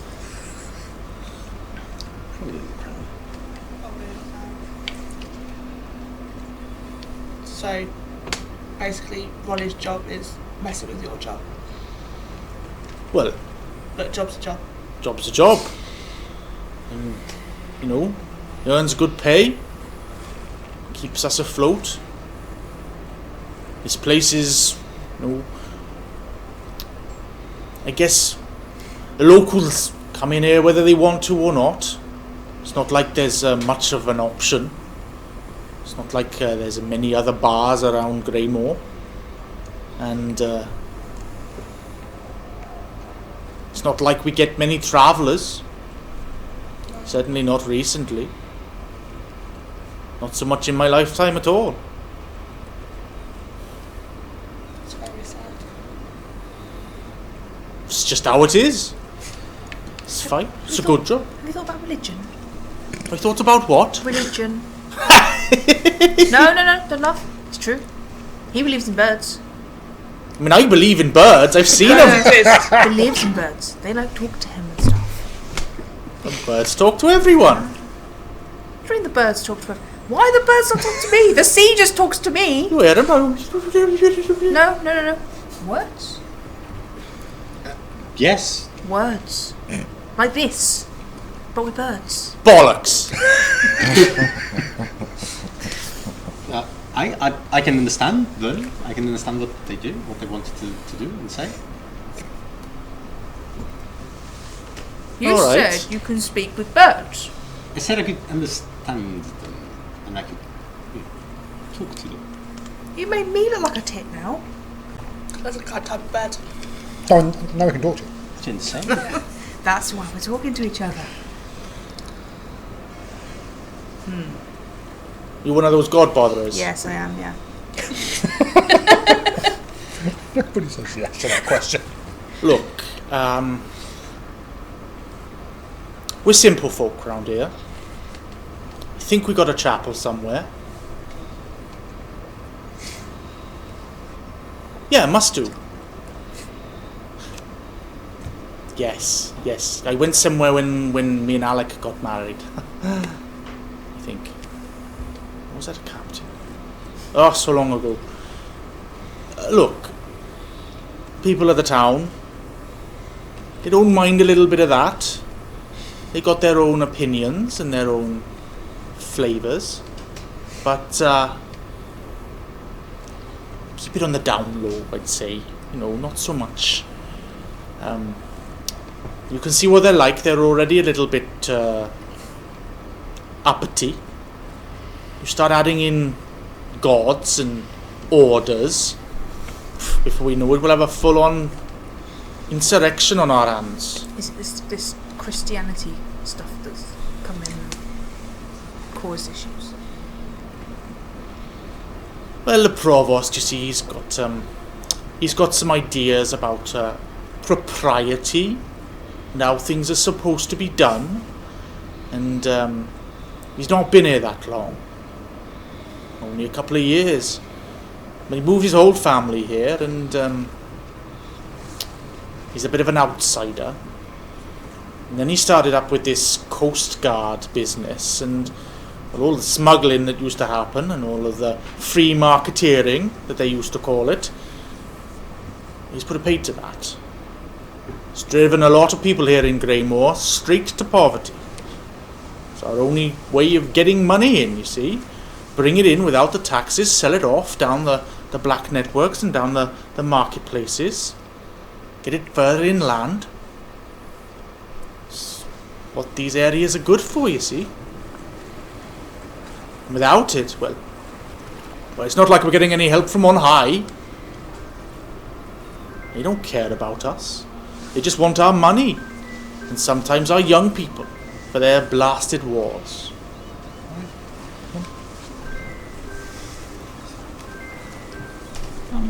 Potentially me, I'm not sure. I'm going to go check. And how long did you say the provost was here? The provost Yes. came to town, 3 years ago? And completely changed the way that you operated, yes? Well, not at first, you see, not at first, but there were a few moments, and well, initially it was just him and the family, you see, him and his wife. But then, I don't know, maybe he just wasn't enjoying his time here. And then obviously poor Ada, she died. That's his wife. She passed on, and well, that's when his son, you see, Daniel, he needed something to do with himself, and seems like the provost suggested he set up the Coast Guard, so he's Ronnie's boss. Isn't that right, Ronnie? Daniel's your boss?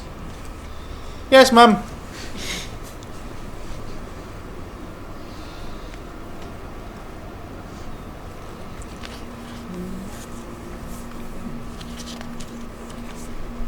And I assume the only...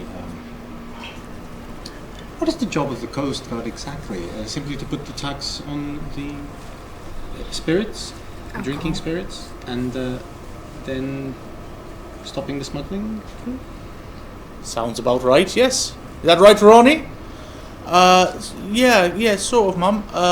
So we have to, when we see a ship on the horizon, we have to go and wave at them, and then if they come towards the town, we then have to go down and meet them at the beaches.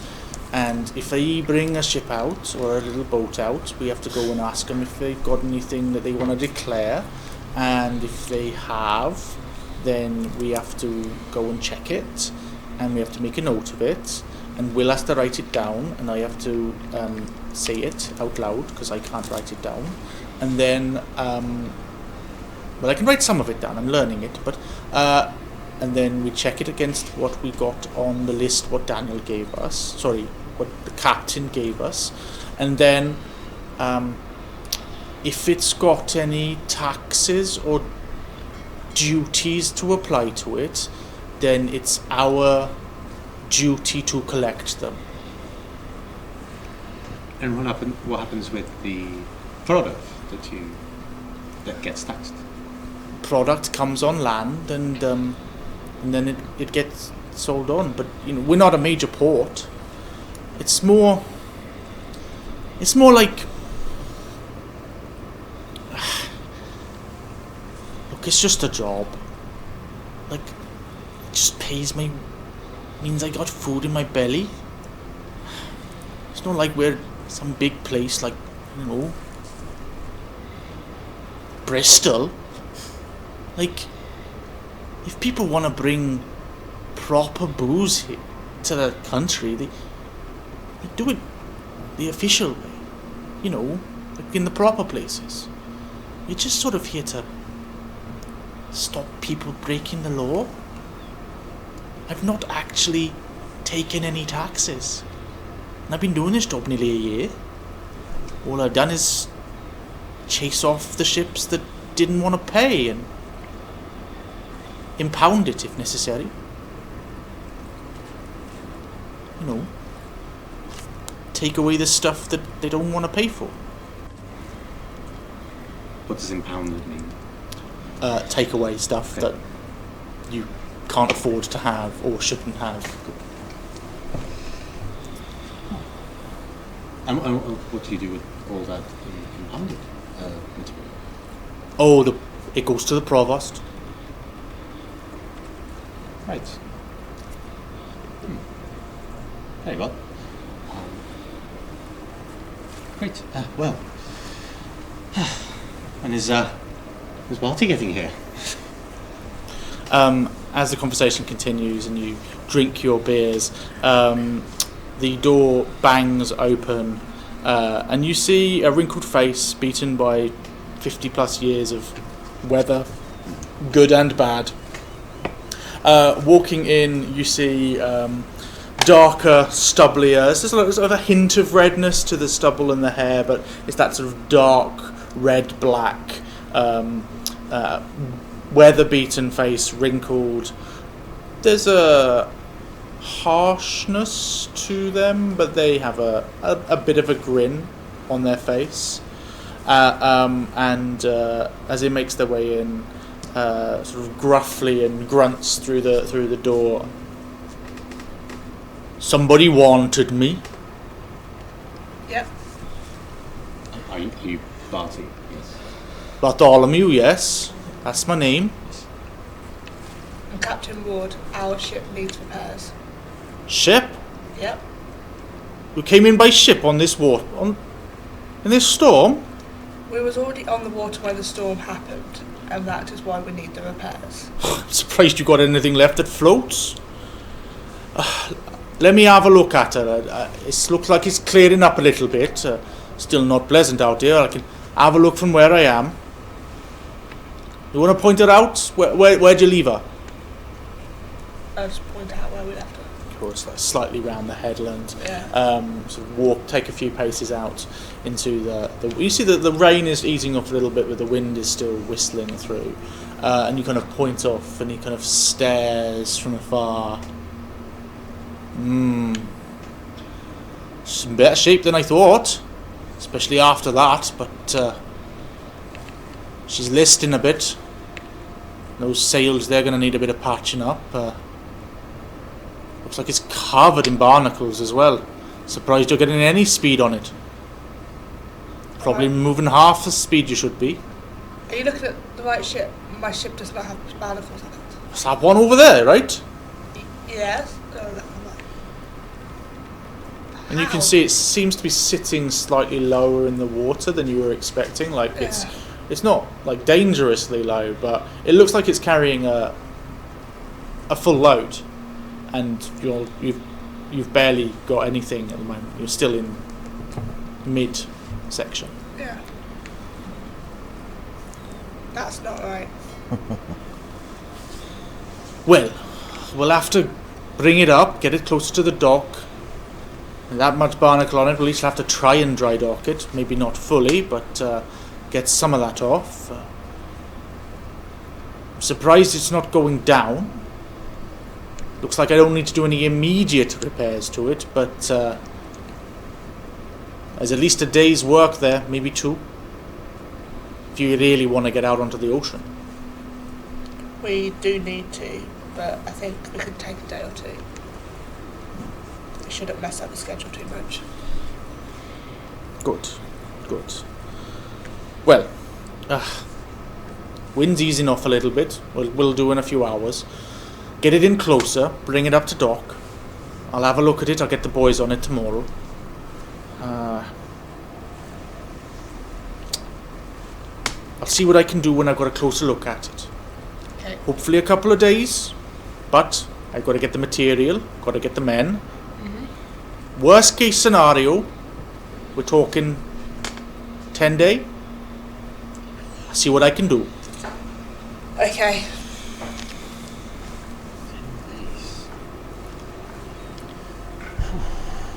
I'm not going to ask you how much it kind of cost until you've analysed it. Smart. See why you're the captain. Exactly. I'll do what I can. Okay. I'll fix it. And I'll give you a good rate. However,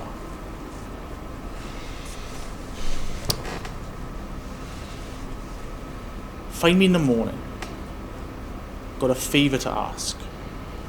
If you do this favour for me, I might be able to speed things up a little bit. Okay. Well, this weather's not going to get any better.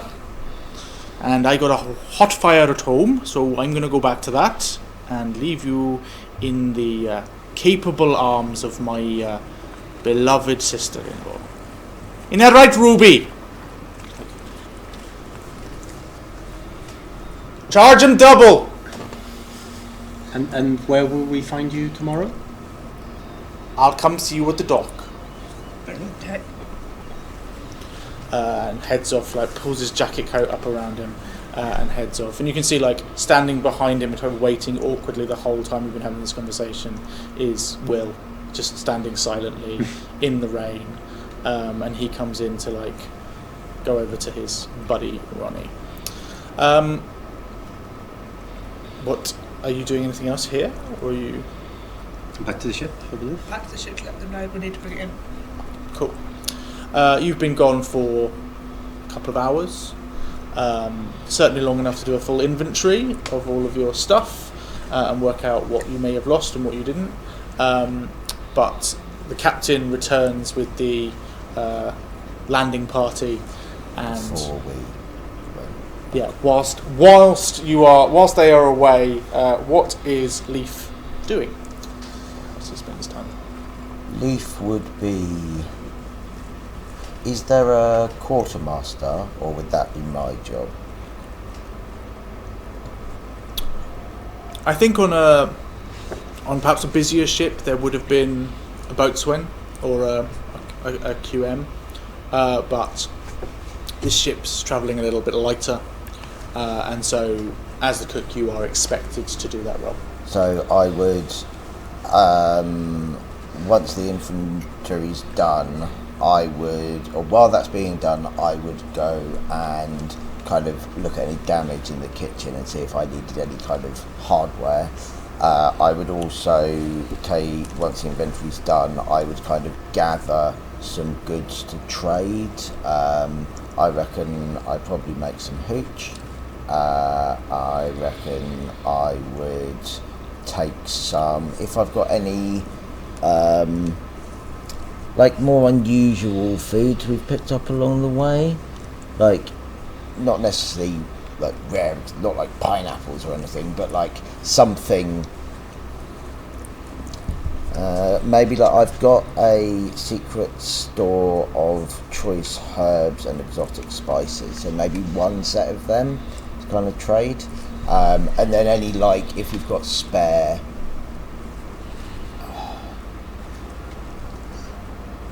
anything spare, you know, to just trade goods basically. You're a few days out. You're not on a specific run, and just personally at the moment. You're a few days out. You're not on a specific run of missions at the moment, so you haven't stocked up for like weeks and weeks and weeks at sea. But you're also fairly close to land most of the time recently. So you've been doing a kind of trade and barter. So I'll say you've picked up a handful of different things that will last you a week or so before they go off, which you're able to pull together. Yeah, but from the look of, would you have looked out at where you are, what you're seeing, what the world's like outside? Yes, I think so. Yeah, from the looks of the town that you are nearby, it doesn't look like this is somewhere that you're going to need to show off a vast amount of wealth and strength. No. It's like food would be good. Yeah, yeah. Yeah, and I think that's probably most of what I've taken is pretty bog standard, but supplies nonetheless. I think I'd also kind of be reassuring the stowaway about, you know, like, look, there's likely to be some kind of healer there. Don't worry about the captain. I'll deal with them. You know, I'm. If I vouch for you, the captain's not going to say anything because they need me.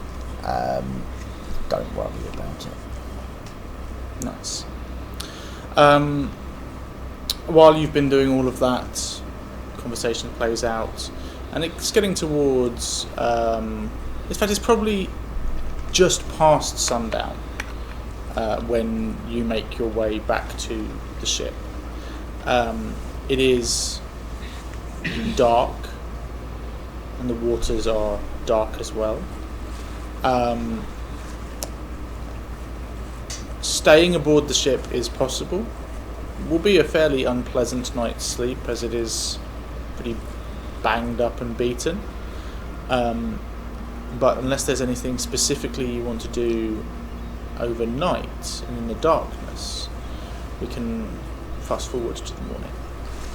I was going to ask Ronnie what things are on his taxable list, knowing that when we go to port we do tend to trade, just so then if Leaf was like, well, I'm taking this, I'm like, that's taxable, might want to try and hide it. Yeah.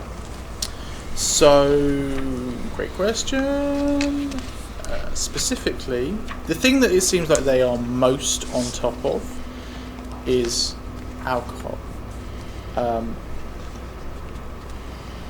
You can see that there are a couple of things on their list that are misspelled, that you recognise as being things that you're aware of, but obviously, like, they aren't of high importance. So it says things like,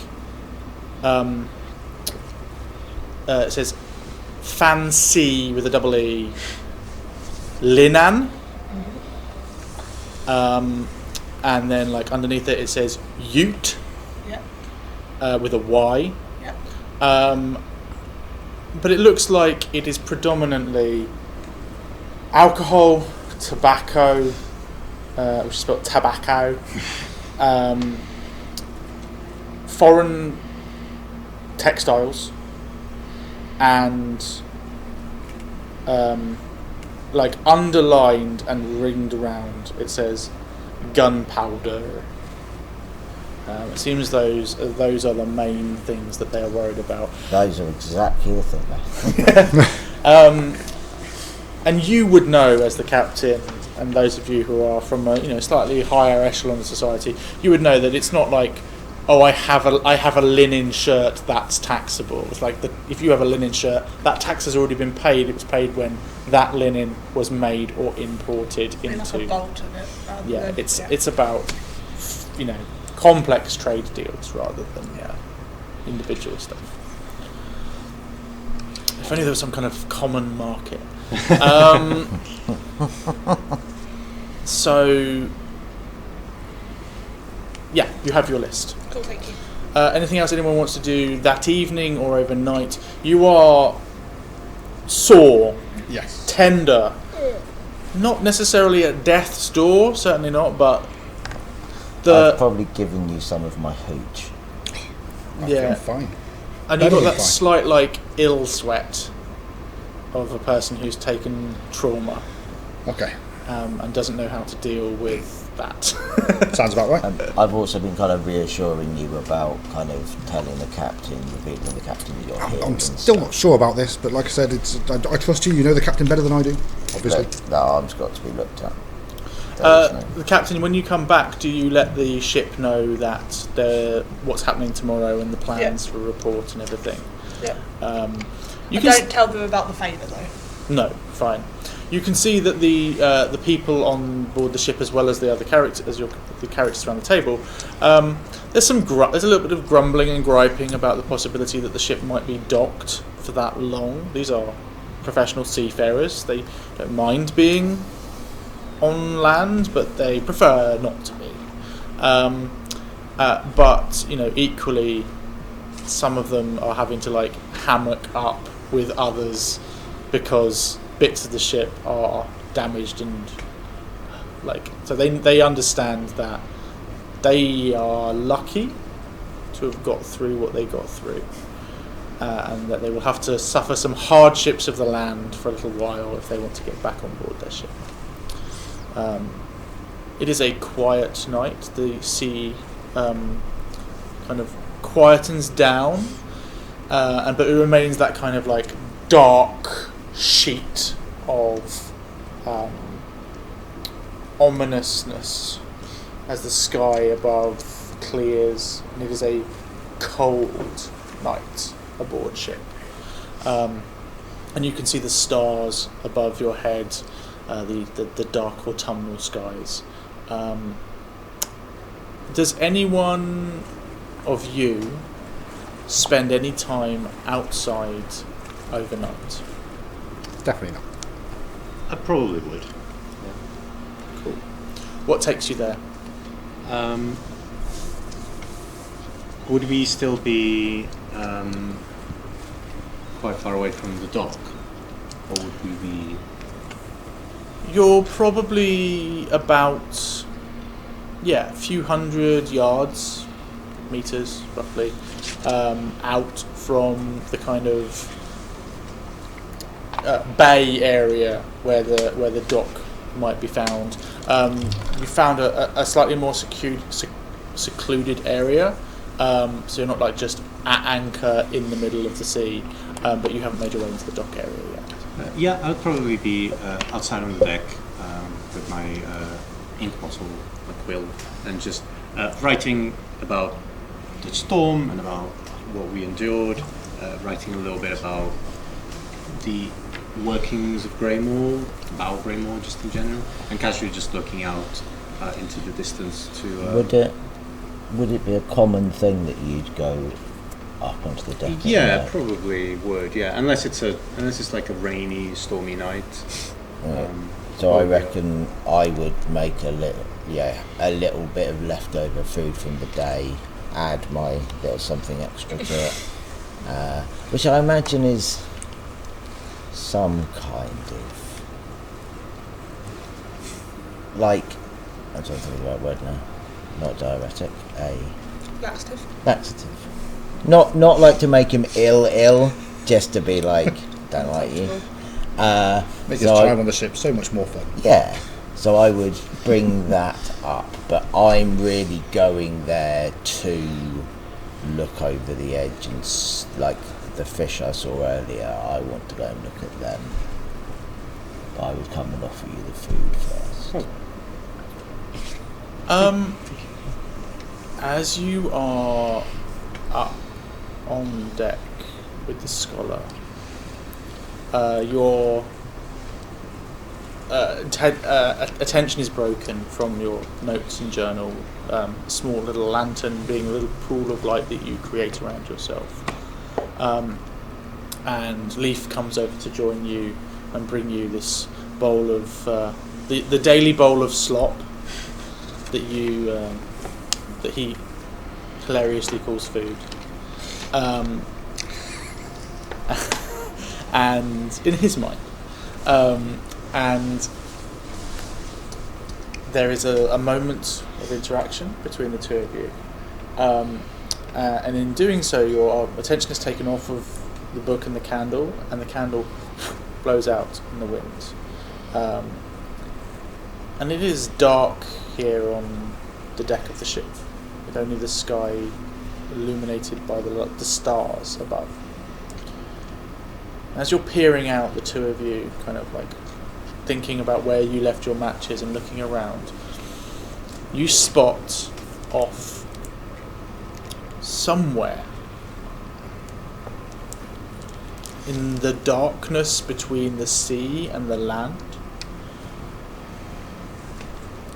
point of light. Below, and kind of whitish, bluish. Hard to tell where, how far away, how big. But in this moment, as your eyes are readjusting to the natural light of the dark, both of you, your attention is drawn towards this. You see that? I do. What is that? I imagine I look and my eyes enlarge slightly. You're going to use your... This is who I am.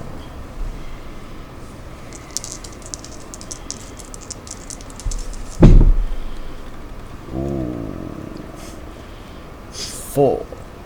4. A miss. You make things worse.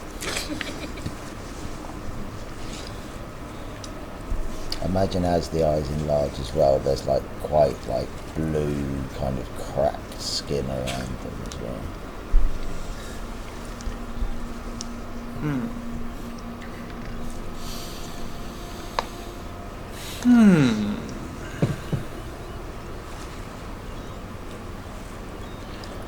You open your eyes, and in the darkness, as the reality of your vision kind of cracks the skin around your face,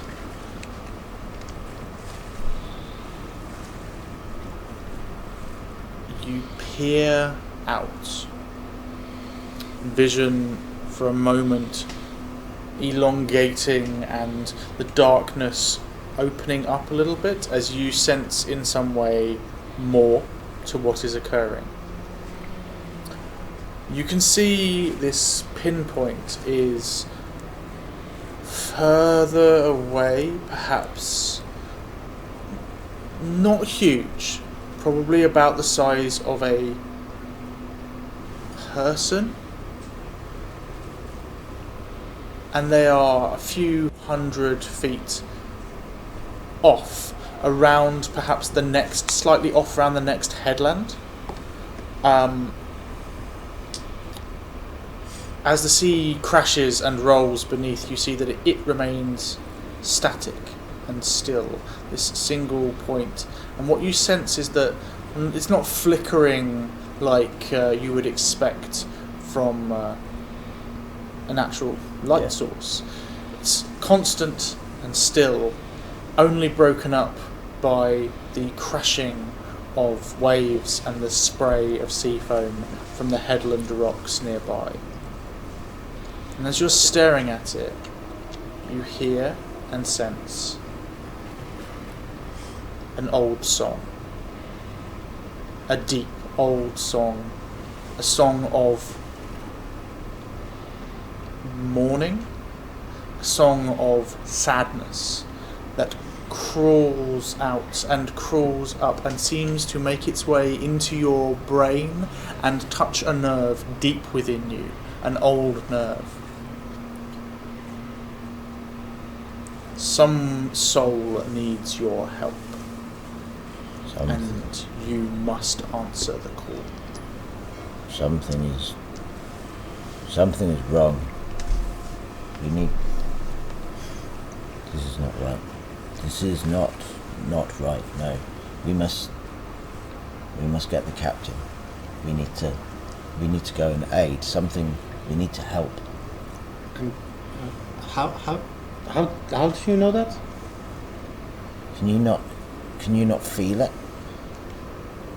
Can you not sense that deep need to? No, something is asking for our aid. No, I can only see the lights. You've not been on ships. You do not know the sea. This is something that sailors can sense. We know. The connection with the sea is strong. My connection with the sea is strong.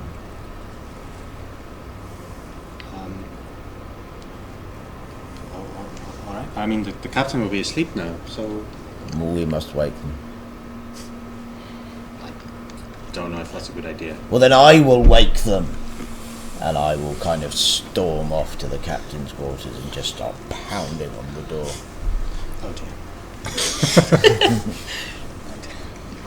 So Simone knows what I'm like.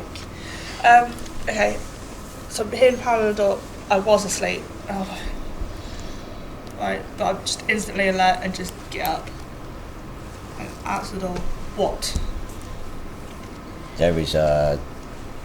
And I kind of, as I'm like there going, oh yeah, I can't really explain myself. We have to help. There is a distressed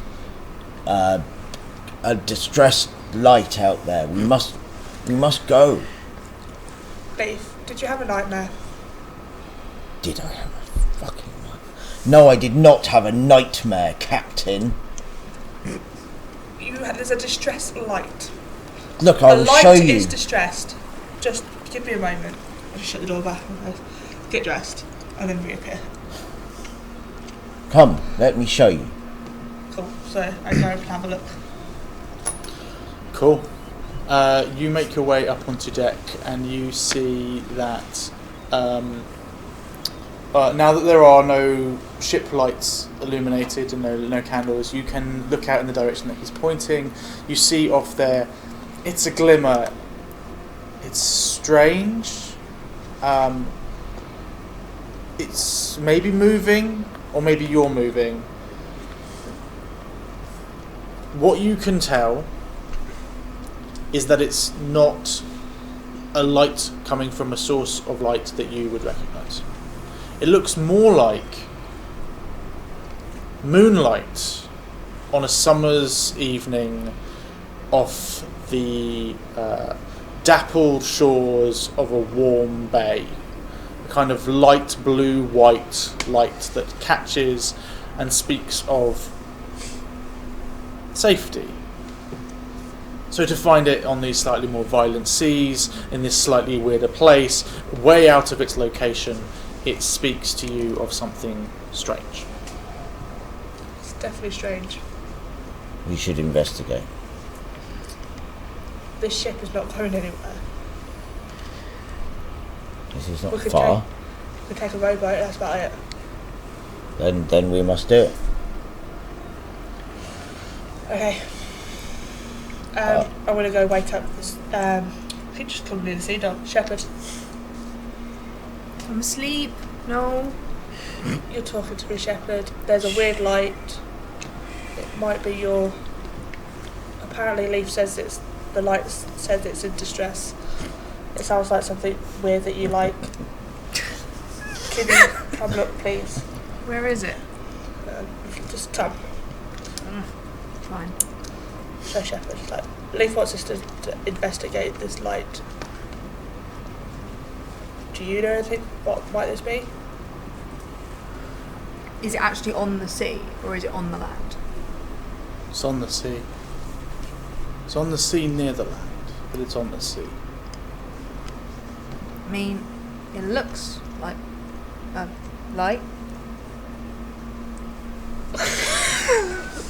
It's a light.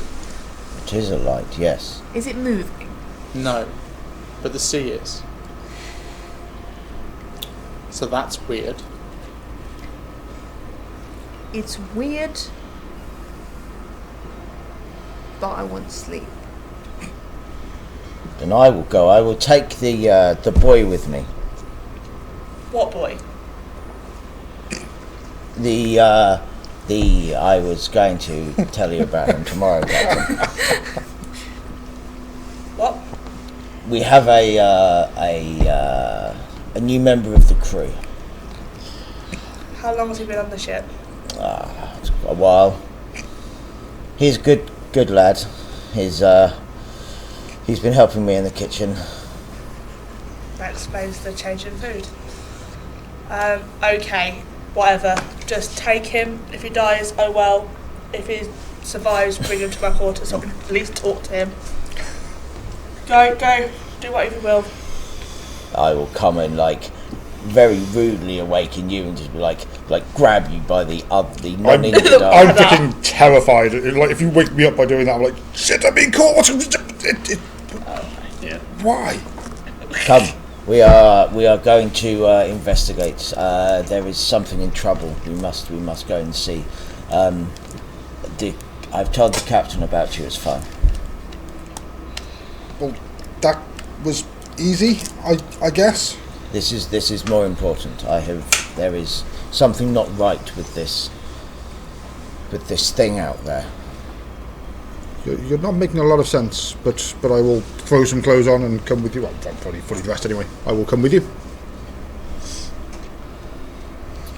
I would like to go with him as well. I would say it sounds fascinating that you can sense the light. I'd quite like to go with you. I will. Probably a good idea, seeing as I can't row. I will roll my eyes. Hello. Like directly Hi. at you. I'm not used to seeing other people. Hello. Alex, this is Isaac. yeah. Hello, Isaac. Hello, Alex. And He's Not- my new kitchen boy. yes. Right. We head in then.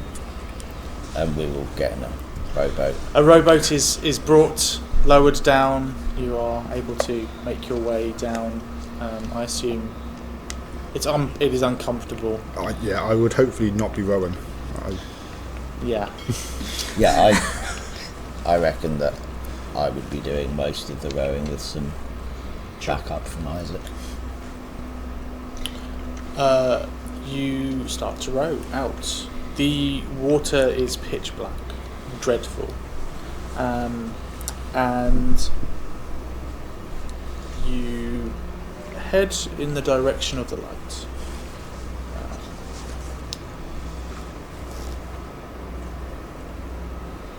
You can't see much. The water's black and dark, but this flickering light seems to act as a kind of beacon to guide the boat. And as you make your way away from the lees of the ship, you cross across the front of where the harbour dock area would be for Greymoor and make your way round towards it. When you find yourself about halfway on the distance, Leaf, you pick this up first. It seems to creep in, and you become aware of a sound that you realise you've been hearing ever since you looked out. A sound making its way deep from within your bones. It is the sound of a voice singing.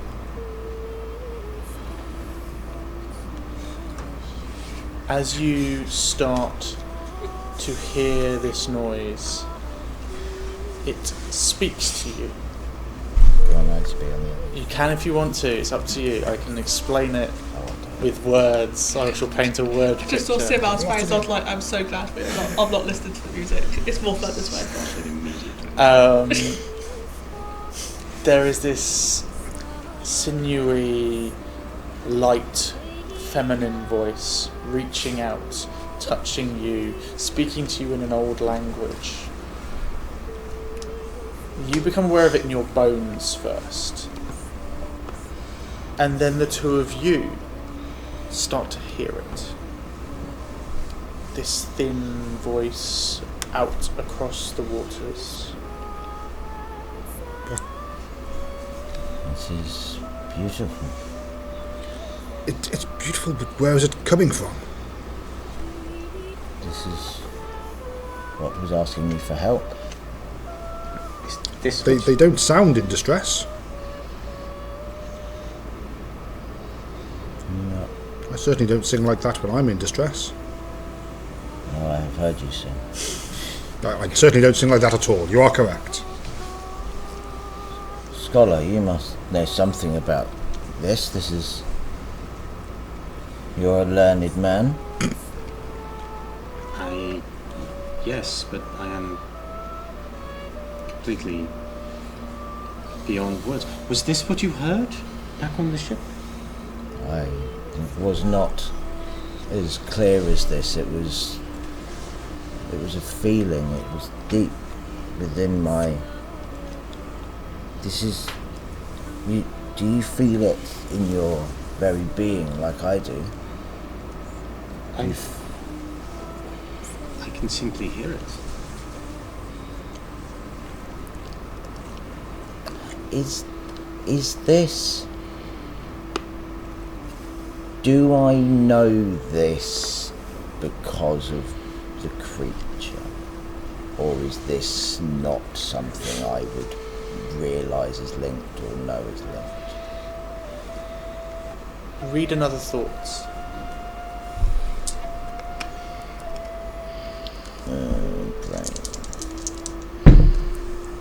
Brain. 3. It's plus your brains, yes? Yeah, my brain's 0.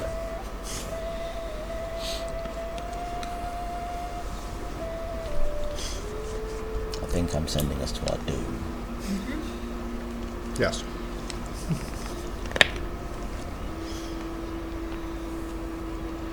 This is the problem with humans. They do not understand emotion. They cannot speak and hear properly. They are trapped in their own silly worlds. You just do not get it, do you? You just don't understand that there is more.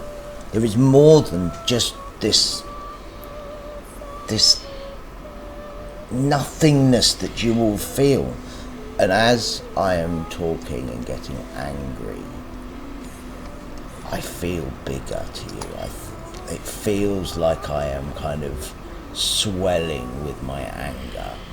And then it gets to the point where I'm a bit too big for it not to be physical.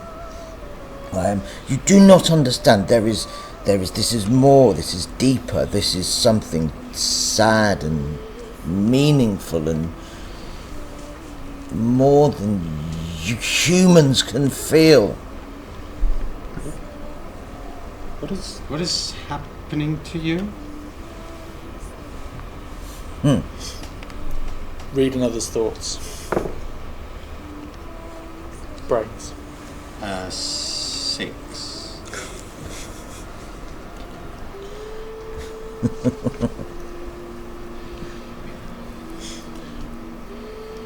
There is something.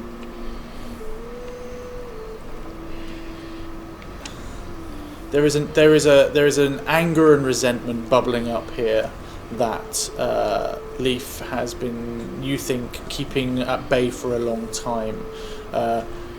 In the darkness, without the light, this sense of like ominousness makes you afraid, but not in a cowering way, in a way that makes you want to protect yourself, makes you want to protect others. There is a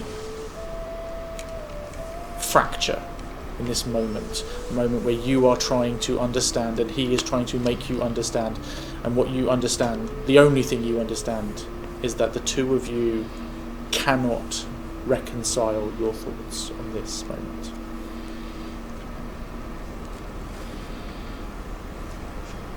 You're starting to scare us, Leaf. I don't understand what you're trying to say.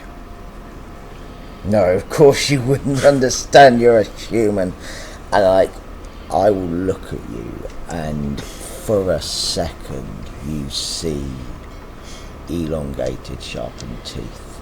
You see a blue kind of mottled skin. You see eyes that are far too big to fit on, like the proportions are so out of whack. The eyes are in like a deep, dark blue. They are the wrong shape eyes. They're like vertical rather than horizontal. It is grotesque, I would imagine, to you. I'm just gonna fall backwards, try and crawl into the back of the boat going, what is wrong with you? Why do you look like that? You are not aware of so much of the realities of the world. And I will kind of clench my fists and kind of pull myself back into human form. And I will sit down in the back of the boat, breathe a few times.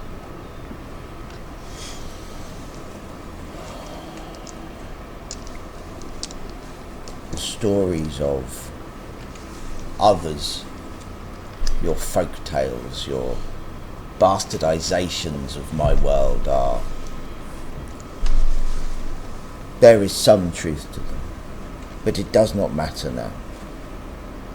I am still Leaf, I am still your cook. We must investigate this light.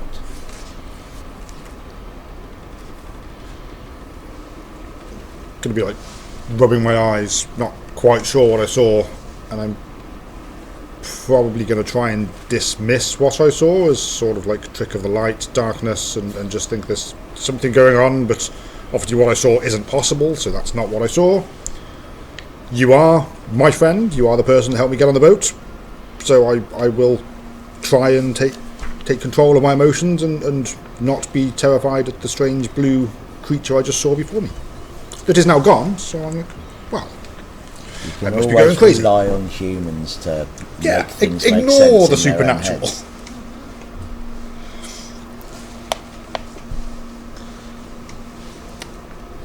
You sit here bobbing in the boat, but still in the background, that voice sings out, quiet, insistent. Do you know what this voice is that's singing and calling to us? I do not. It is something that is old. It feels old. It feels important. I know neither of you have been on the sea for a long time, but there is truth to some of the superstition. We should try and aid whatever this is. We must keep travelling towards it. We don't have time to turn back. We don't have anything we can do apart from move on now. How far away are we from it? From the light? Perhaps 500 meters or so. Well, yes, it looks like we are. It'd be pointless to turn back now, I think. We have come this far, and I will help you with whatever you believe is out there, Leaf. Thank you. And Isaac, if you can think of anything in your reading, in your study, that is pertinent to this, it would be. We do not follow the sound singing in the sea. Ah, yes, Odysseus. I'm sure I'll be able to think of something. If you want to, you can roll Sense What's Beyond, which is plus your Beyond roll. Who is piloting the boat? I think it's maybe 6. One day we'll succeed at something. 3 and 1.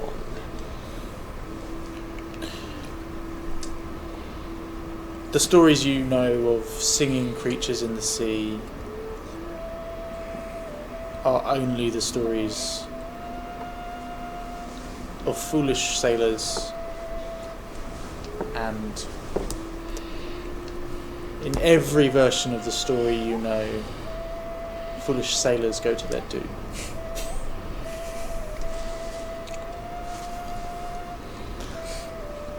You start to row forwards or backwards. Yeah. That's how rowing works. And you sense that as you move in that direction, the current becomes stronger. It's changed. This is not a current that is normal to the situation in which you were finding yourselves. You start to have to exert yourself quite a lot in order to hold back against a water that is dark and pushing you away, trying to make you stay at a distance. As you grow closer to this, you can see that the light starts to gain shape until it appears as though there is about human-sized a point of light, blue-white, that exists and hovers here, perhaps 200 meters away from you. You are rowing as if rowing upstream at this point, as the water is pushing against you. I would like you to roll Act with Force. The two of you see and sense appears to be a human female shape. You see, like, blowing, but not in the wind that you are in, within its own kind of strange wind. There is, like, long flowing white hair, and you just see, facing sideways to you in profile, staring out across the wide vista of the ocean there in the darkness, you see this youngish feminine form, flowing white hair, dressed of the time and period in a simple dress, sea blue almost, blue-white in the light, again whipping in its own winds as this voice seems to emanate out from it. The two of you feel the saddest you have ever felt. A sadness, a deep, palpable, stomach-churning sadness. It makes you almost want to cry. I rolled a 9, and I would like to take definite hold of The situation. I would also like to impress, dismay, or frighten my enemy. I'm not sure if that implies I do all three, you choose or I choose. You can choose one of those three. I would like to impress my enemy. Who is your enemy in this moment? See, I wondered whether I was going to designate an enemy or whether I was going to... It was just... I think...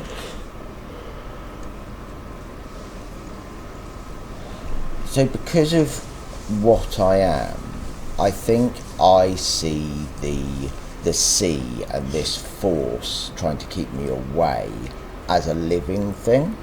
So I think that at the moment is my enemy because it's trying to keep me away. Going to impress the sea. Yeah. Yeah.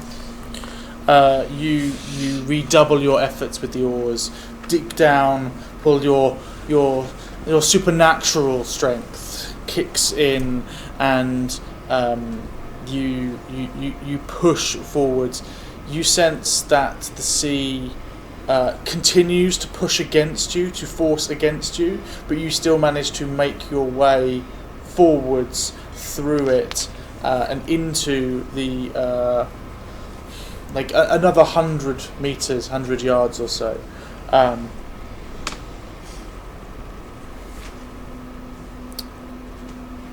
I'm going to get you to roll once more.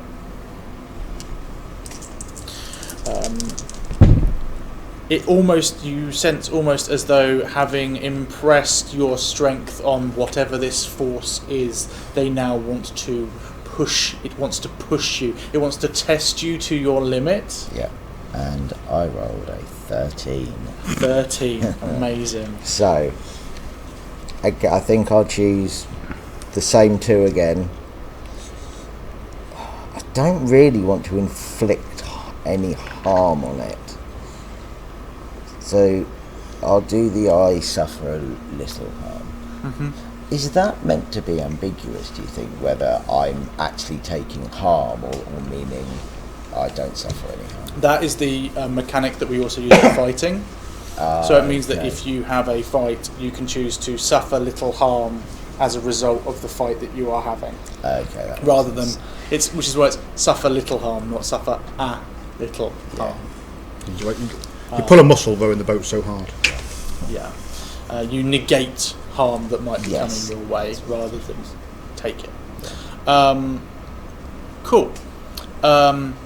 You pull down, the two of you, having seen and have been witness in some strange way to whatever it was that occurred, see that Leaf is taken with this absolute urge to push forwards, to drive forwards, and is able to pull the boat forwards against it. You can see, looking down, the seas rushing, roiling past you, almost like a white water, like you were trying to move against the wake of a fast-moving boat.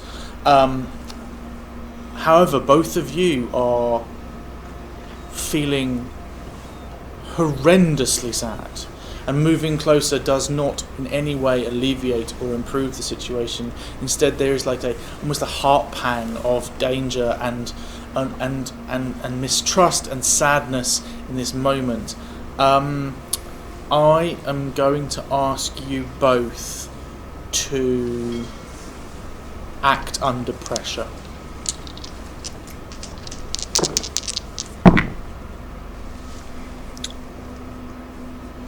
So I've got 8. Oh.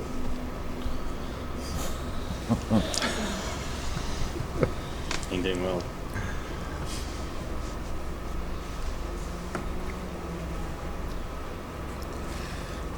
The pain in your arm, and now this sense, this is too much. There is too much going on here for you. You look across and you can see Isaac, pale with fear, pallid, sweating, like eyes closed tight against whatever it is. There is a deep, visible sadness that has encompassed him.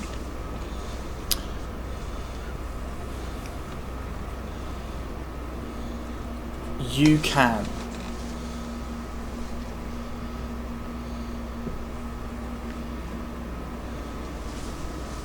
get out of this situation the only physical way possible.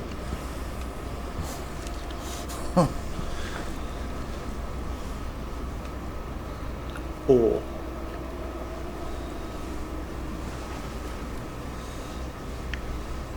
you can seize control of the ship.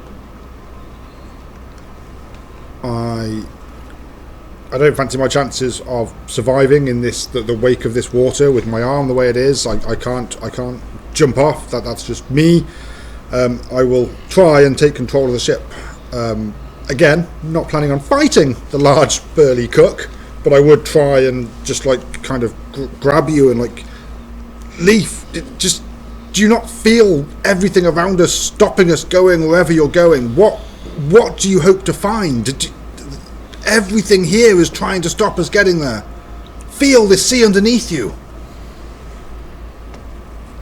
Am I feeling a compulsion to go?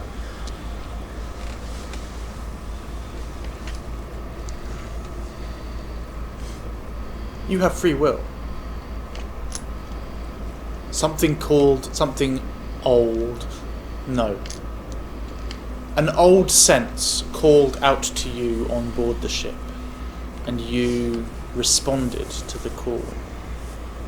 But you don't sense that it was a personal call.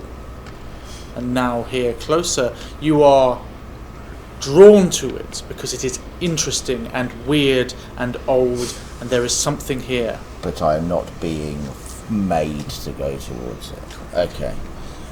So, for like another couple of seconds, I will keep rowing, and then I'll kind of like almost just register that you've spoken to me and go. I'll look between you. I don't know what this thing is. I don't know what's there. I certainly don't know why you're trying to reach it, but this is not safe. Why are you two? I'm not feeling this sadness, is that right? Oh, it's there. But it's not as horrendous. It's not. I think so. In this moment, I think I would look at them, see their paleness and the sadness in your faces, and that'll kind of make me kind of connect to the sadness I haven't been really acknowledging, and kind of I'll let go of the oars and look kind of around me and say, do you not wish to know what it is? It is. It is fascinating. I've never seen anything like it, but there is something here that just tells me we should not be here. This is not meant for us.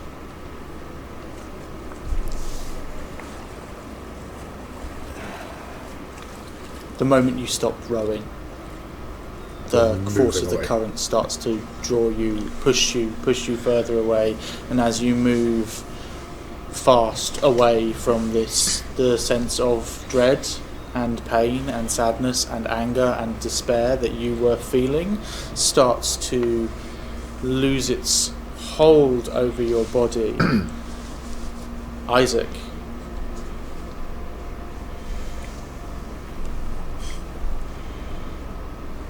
you in that moment make a promise to yourself. You will never investigate anything strange on the seas again. Certainly not with these two. Just met me and you already just lumped me into some weird paranormal. I'm not going near that shit. I think that Leaf would kind of look at Isaac and just say, I'm sorry sorry that I pushed us into that situation. I felt a need to know there is something out there that needs our help. Of that I am certain, but I should not have endangered others to try and find out what it was. Are we still in the current? The current carries you back a few hundred yards until you find yourself closer to the centre of the dock area, roughly halfway between wherever you were heading and the ship you left behind. And from that point you sense, mostly you would sense, at that point the sort of natural currents of the sea take back over control. You will need to row back to the ship if that is your destination, or head to land. Just like catching my breath, feeling that was weird. Thank you, Leaf, for hearing me when I came to you. Thank you for talking some sense into me. I lost my temper and I lost my rationality. To the ship. I really would rather, yes. Yes, to the ship where everybody knows about me. Do not worry about that, Alex. You are the captain, and I told the captain you are a new crew member and they wish to meet you, but that is all. As long as you keep making yourself useful to me, you'll be fine. Okay. And I will row us back to the ship. You make your way back to the ship without incident, and you see that there are a couple of hands up above to help you up and raise the rowboat back out of the water. The captain has gone back to bed. The sea dog, long since retired. The night is long, it's dark. It has been a long and difficult day for you all, and rest comes to you, although it is a fitful one. You still, in your lucid dreams, hear that voice, that sorrowful song, kind of infiltrates your minds as you rest in the cold, chilly, slightly lurching seas on board your ship. Morning comes, cold, early. It is a brisk, grey steel day. The seas themselves match the sky in its intensity. This is early pre-winter, still autumnal in some respects, but you can sense the short, cold snow-filled days ahead, and the sea is unforgiving as the squall picks up in it. And you hear the land birds as they circle around looking for food and scraps on board your ship. Is the light still outside? As you rouse yourself and peer over in the direction you travelled in the evening, no sign of anything. Whatever this might have been, it appears the night is when it comes.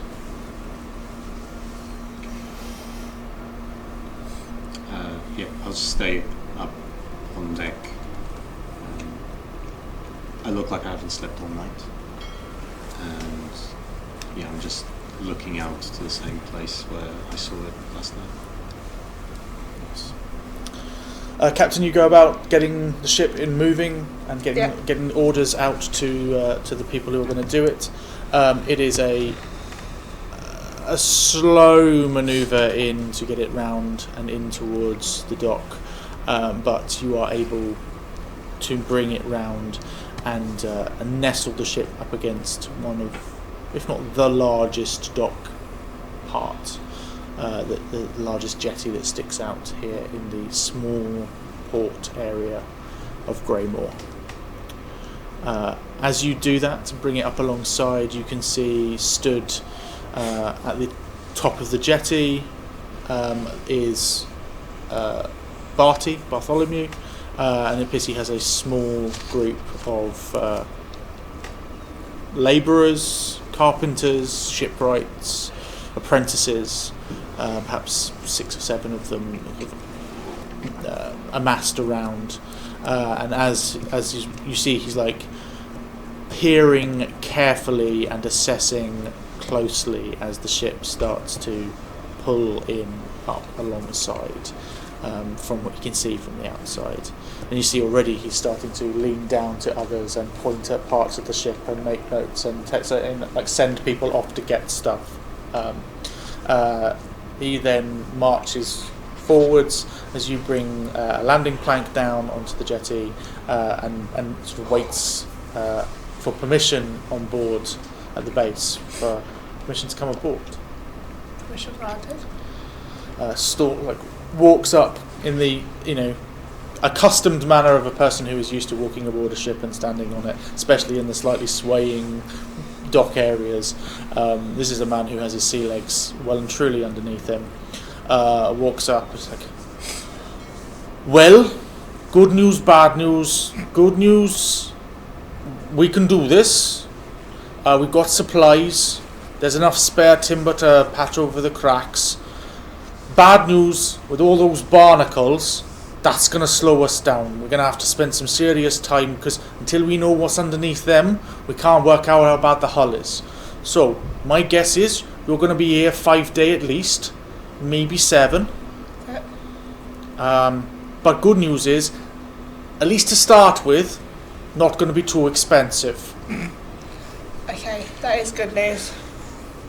Once we get those, however, I mean, how long has this thing been out there? Quite some time. Well, that makes sense, I suppose. But you must have been going limping along. Once we get those barnacles off, there might be a bit more. We'll have to see, but we'll have a go. Okay, thank you. Did we want to discuss our other business? Oh yes, absolutely. So I just lead into my quarters. You take into your quarters. Wonderful. He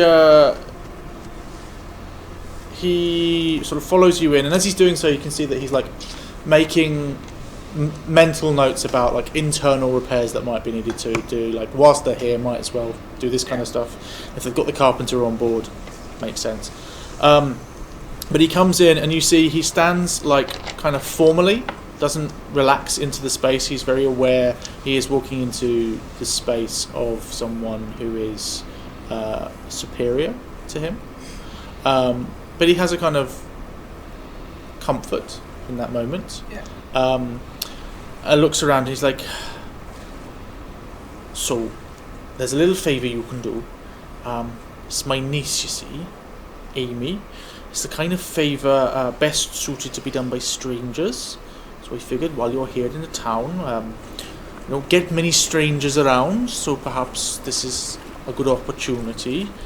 My niece, Amy, she lives a little wee way out the town, and down by the lower crags. She's a lovely girl, very pretty, but stubborn as anything, you see, just like her mother. Now I need a lot of you to bring her a few things, just bits and pieces, I've got them, they're all ready to go, but while you're there, you and your folk, you could have a wee chat with her, see how she's doing, friendly like. Does that sound doable? So you want me to deliver stuff to your niece and then ask her how she is? And Yes. that'll expedite my repairs. Yes. Most importantly, she can't know it comes from me, because she'll kick off about it. You see, as I said, she's stubborn. She's headstrong. She's like, nope, I'm gonna go out there, uncle. I'm gonna make my own way in my life. But she got the wee bairn out there, so I have to, keep it. I've got to do uncle things, so I'm looking after her. But she can't know. Okay. And don't you dare tell anybody else where this came from either. Okay? I've got to tell my crew that we need to go to do a delivery. Well, of course you can tell your crew, but don't tell anyone here in the town. Okay, yeah, that's fine.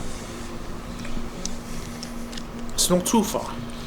Straight out of the village, south. Follow the worn path down the cliffs. It's not far. Between you and whoever you take, probably an armful of stuff. Shouldn't take you too long. But, yeah. Okay, cool.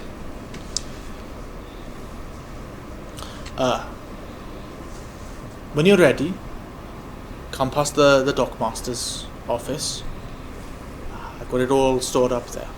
Okay. Well, ship ain't gonna repair itself, and so I gotta go and do a full, what's the word for it? Reconnoitre. Okay. So I'm gonna go and have a dig around. Okay. Nothing on here that I should be worried about finding, is there? No, apparently the only hidden thing has now been unhidden, so it's fine. We had a stowaway. Yeah. Well, that doesn't surprise me. No. Plenty of reasons to go to sea. Okay, well, thank you, Captain. Thank you for doing that for me. We'll get started on this, get going straight away. Thanks.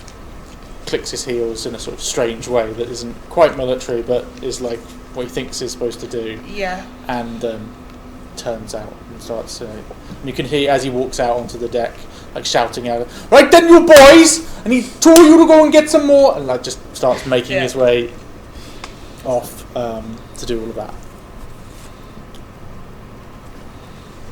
Right. So I will go back up on this dock, on the deck. And right, so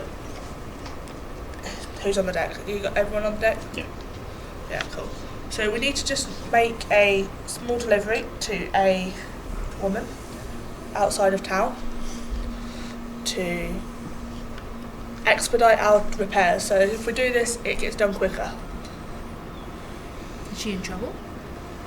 I think she, from what I can gather, she has decided she doesn't want to live in the village. She's going to go out there and be independent. But certain family members still want to look after them. So why can't they do it? Because she's stubborn. So I kind of like her already. I can get behind that. Is Alex on the... Yeah, I mean, if Leaf's up here, I'd have probably gone to Leaf pretty much first thing in the morning. So if he's now up here, I would be up here with him. I'm gonna go over to him. Like, right, you're my stowaway then, are you? Yes. He is What's my assistant. quiet? What are your uses? I mean, I can fetch and carry quite well. I'm quite good at maths randomly. How are you good at navigation? I mean, I haven't got lost around my hometown. Not quite sure it's the same out in the sea, but I'm happy to give it a go. Okay, if you're good at maths, you might be good at that. Just do as Leaf tells you to, and stay out of trouble. He does need some medical attention, and I thought you were just holding it weird. No. Okay, looks like you're coming to shore then. well, I was going to say that we will go and trade some supplies and get his arm looked at, and if you're going off to do this Yep. delivery, then we might as well make use of the time. Okay, cool. I have a list here for you. The provost is just trying to crack down on taxes and shit. Ah, So this is your list. Do not go away from this list. I'm like looking at you like just hide it if we're going to be doing it. Just be careful. I take the list, look at it for not long enough, and then like screw it up Yeah. and put it in my pocket. Okay, cool. So what you I two be saw doing? those eyebrows Are you go going to up. come with me to do the delivery? Yes. Also, happy to see you, all three of you survived. What the light was? What was it? I think I just looked down and I was like, Told you there was a boy with something on top of it. I said to you last night, it's going to be something really stupid like a boy. Honestly, I was supposed to be No, a really light. it wasn't a boy, it was a girl.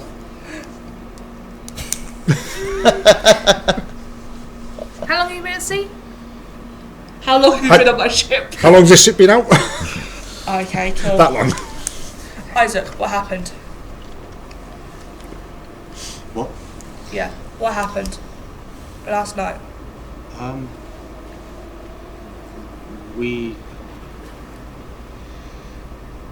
We went out, looked at it, and it disappeared, and we came back. Can I see whether he's lying or not?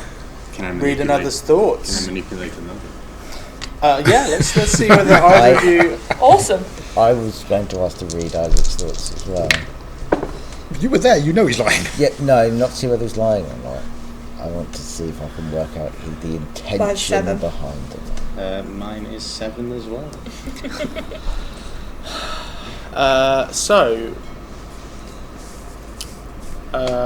Read another's thoughts. You can ask one of those 5 questions at this point.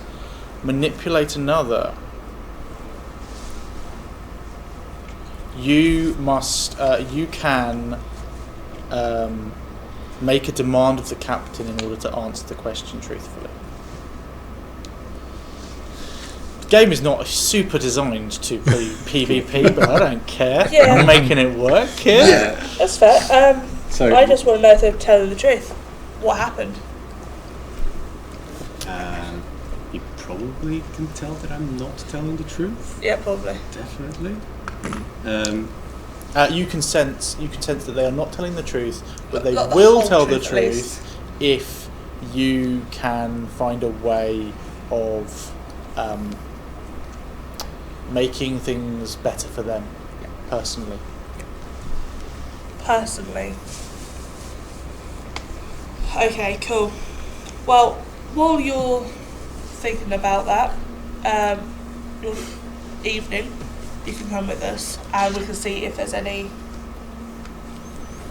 books or knowledge that we can find in this not probably not going to be much, but That sounds perfect. Yes. If the 2 of them go sort something out, and then the 3 of us go and yeah. Yeah. It's definitely probably just a lighthouse or a trick of the light. So off we go. So you're all heading to shore, Mm-hmm. Yeah. and in the same boat, 2 boats. Probably 2 boats. You bringing trade supplies Yeah. with you? And what's the so you two are going to do trade, and you three are going to do deliveries. Yeah. Cool. The two of you make your way over to the shore, and now it's less windy and rainy. It's a colder sea wet day. The moment you make your way to shore, you are met at the beaches once again by Ronnie and Will. Ronnie's head is wrapped in what appears to be a makeshift bandage, but he has attempted to turn it into a kind of rakish look by adorning it also with a single seagull feather to make it look like it was intentional. And you can see that the same kind of spiel comes. He's like, morning all. Just here to check. Looks like you brought extra stuff, so just checking you don't have anything in your any taxes to pay or anything like that. Will and I are here. We'll just quickly go through everything. Check that check there's nothing wrong. Nope. Don't think anything's wrong, because I asked you what we could bring aboard, and you gave me the list. Made sure we got the list. Roll manipulate other. Cool. Jesus Christ. 4. He looks up at you and he's like, oh yes, sure, you've got the list, so we can go through it item by item. Sure. You got the list on you. This is my cook. He'll be dealing with that. I'm not going to do a job from party. You got the list on you, yes? And I got our list. I'm going to pull out the crumpled bit of paper. I'll be like,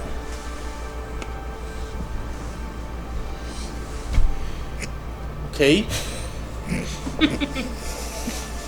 Thing is, we have to do this. Like, we have to do this. So, what's going to happen now is that Will and I are going to... kind of looks across to Will and was like... So we're going to have to go through it item by item. And anything that you're not supposed to have, we're going to take it off you. Okay? Right, so this could take some time, but we've got nothing else to do today. So, and he watches you like the two of them. I mean, I was hoping to see a doctor. Oh. We don't really have a doctor. I mean, someone's bandaged your head relatively well. That was my mum. She could probably help you. Do you think she'd have a look at my arm? I reckon if you give her some money. Just a bit of coin, buy some drinks. I will give you a little bit of money. I am supposed to have enough money for a week of food and lodgings. Yeah. So I just feel I'll just be losing all of that in exchange for a bandage and... I mean, you don't have to pay for food or lodgings if you're on a boat. Well, yeah, exactly, so I'm fine. I would look at Will. No, I would look at Ronnie, sorry, he's the main one. And I'd say, could your friend show my injured friend where to find your mother then? And we can deal with this. Roll manipulate other. Oh good, my -1. 7. So pass.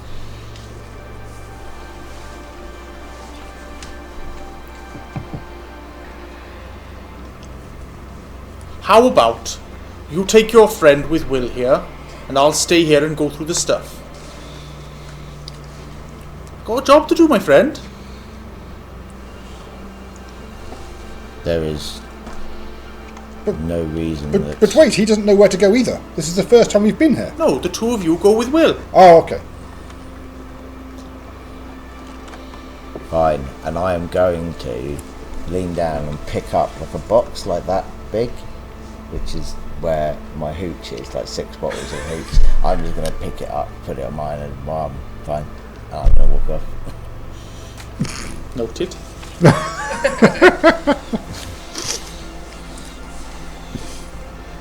I'm very surprised you let me get away with that.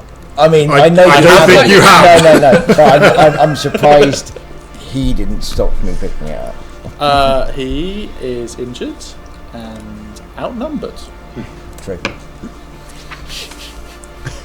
For now. Oh, good. Yeah, you've not made alliances here yet. With that in mind, Will leads the whole group forwards back into the town. You are able to pick up the supplies from the dockmaster's area, and the two of you make your way to the gentle Quiet storm. Gentle tempest, where you are able to, for a little bit of coin and withstanding the sort of battering, what passes for repartee that comes from Ruby, who runs the establishment, get yourself some much needed medical attention and a little breakfast. Ruby keeps an eye on you and your box, does not trust you. The other three, you make your way down the trail towards Amy's home. As you head out of the village to the south, the town to the south, the scenery that you see is an odd mixture of breathtaking scenery, scenic views, moments of bright sunshine, and just depressing grey, bleak browns, greens, greys and blues. Occasionally there is a moment where the path comes round a little bit of a headland, and the vast vista of the ocean is thrown out to you, and you have that sort of that moment of grandeur and awe at the true beauty and wonder and terrifying nature of the world. But otherwise it is functional, not even farmland, not even countryside, just craggy, sun dappled, sea battered land. It is a couple hours trudge, what with the ups and downs, the crags, but eventually you find yourself cresting over. You see towards the edge of the cliffs, with a small set of stone stairs making their way down onto a small inlet beachland, what appears to be, the only word to describe it would be a hovel. The only building you've seen for miles. It looks decrepit, as if it's due to fall down at any moment.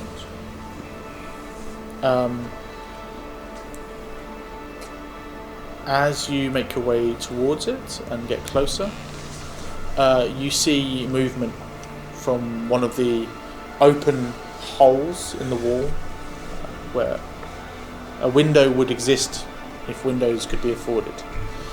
And you see a pair of dark black eyes and a very pale face kind of appears in the door, in the window, in the space for a moment, and then disappears. And a few moments later you see coming out into the doorway, kind of standing protectively just on the outskirts of it, you see a thin, gaunt young woman.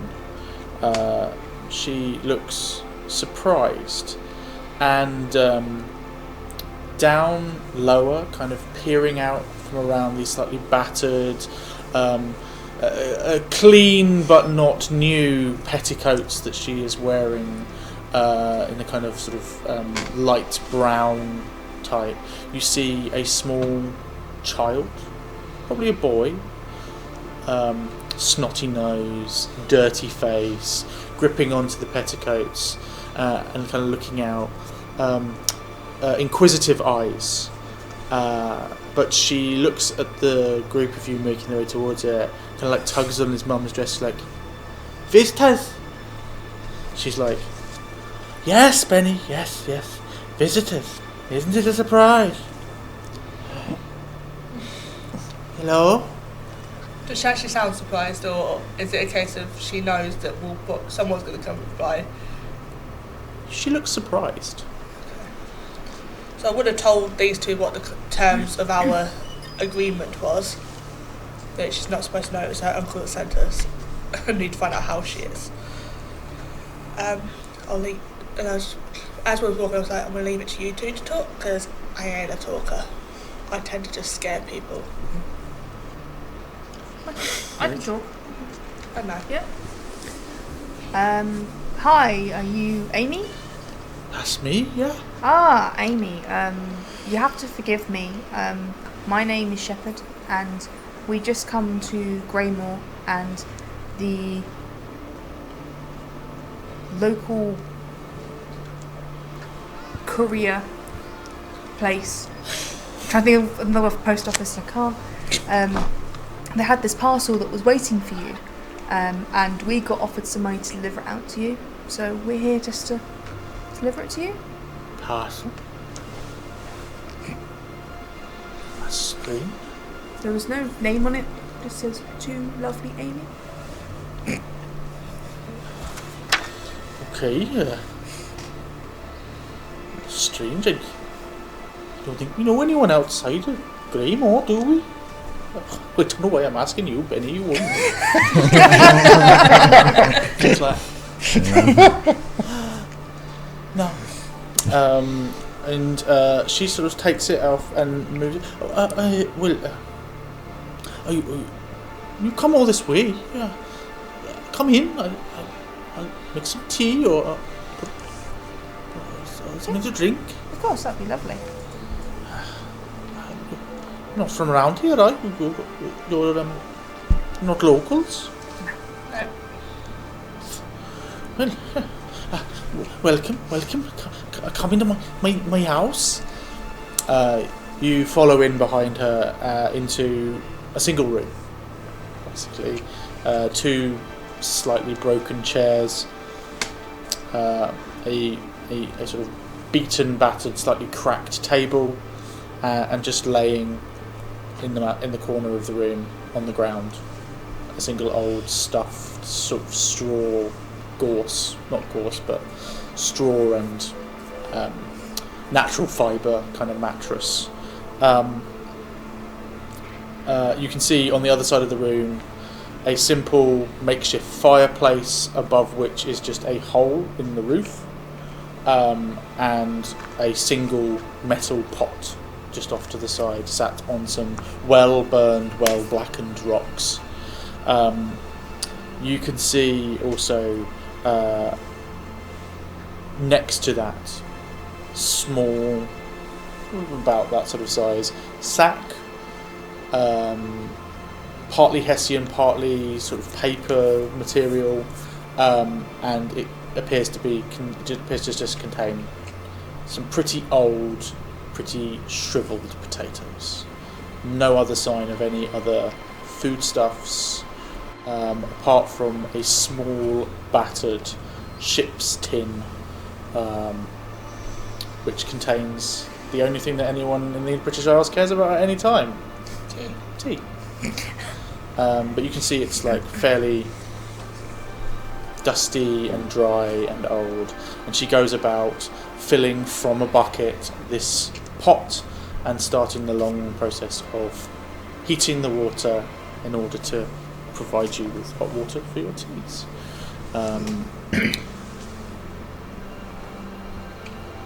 As she is going about that, Benny kind of waddles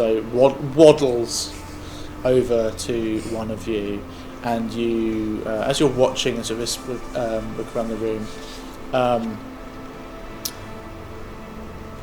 Shepherd, you feel a tug on your jacket and look down into the sort of roomy, snotty, gappy-toothed face of this young child, who looks up at you and is like, "Sorry, mister, are you a pirate?" Not anymore. Not anymore. I was a pirate. Went on massive adventures. You It was were a awesome. pirate? Well, eventually, yeah, one day. And I kind of picked the child up. I'm like, I want to be a pirate. Pirates get a bit boring after a while, though. However, if you go adventuring, that's what you need to do. You want to see my stones? Yes, I want to see this. Mum, can I show him stones? Yes, dear. Whatever you need to do. And it starts pulling you and taking you towards out of the door and out round behind the back of the area of the hovel. Yeah. And you can see where you are that there is around the back of the house. It sort of dips down and there's those steps down to a beach area where the sea comes roaring in, crashing. It's one of those sort of slightly sandy, shingly, rocky, like a combination of everything gets washed up here.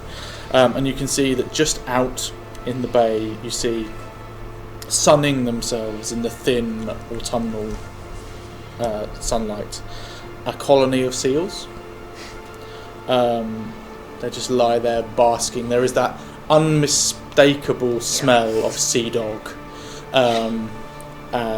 And Benny drags you down towards the beach, and he starts just randomly walking around the beach area and just picking up rocks and being like, "There's this," and gives that one to you, and then takes it back from you and goes to it. Doesn't have a pocket. Holds it tight in his fist. Goes and grabs, and you can tell that these are Benny's rocks, all of them.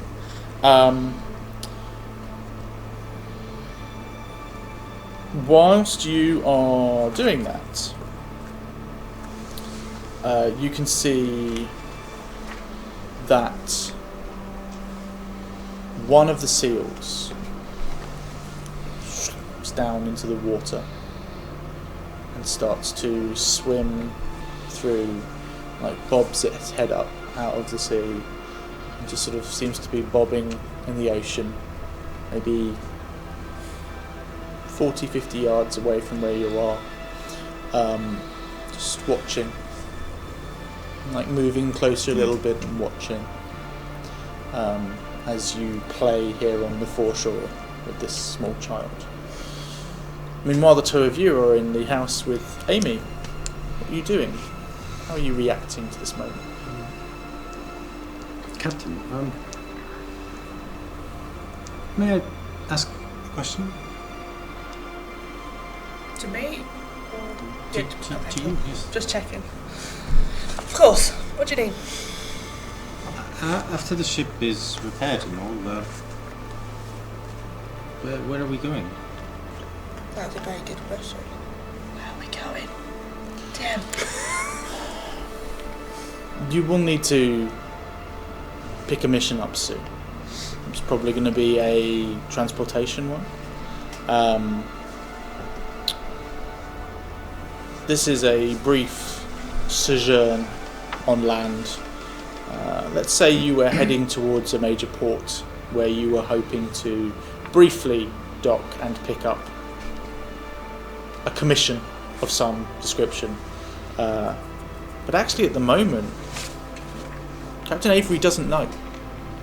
So, my plan was just to go to port and then see if they had a mission for us there. Why'd you ask? Do you have an idea?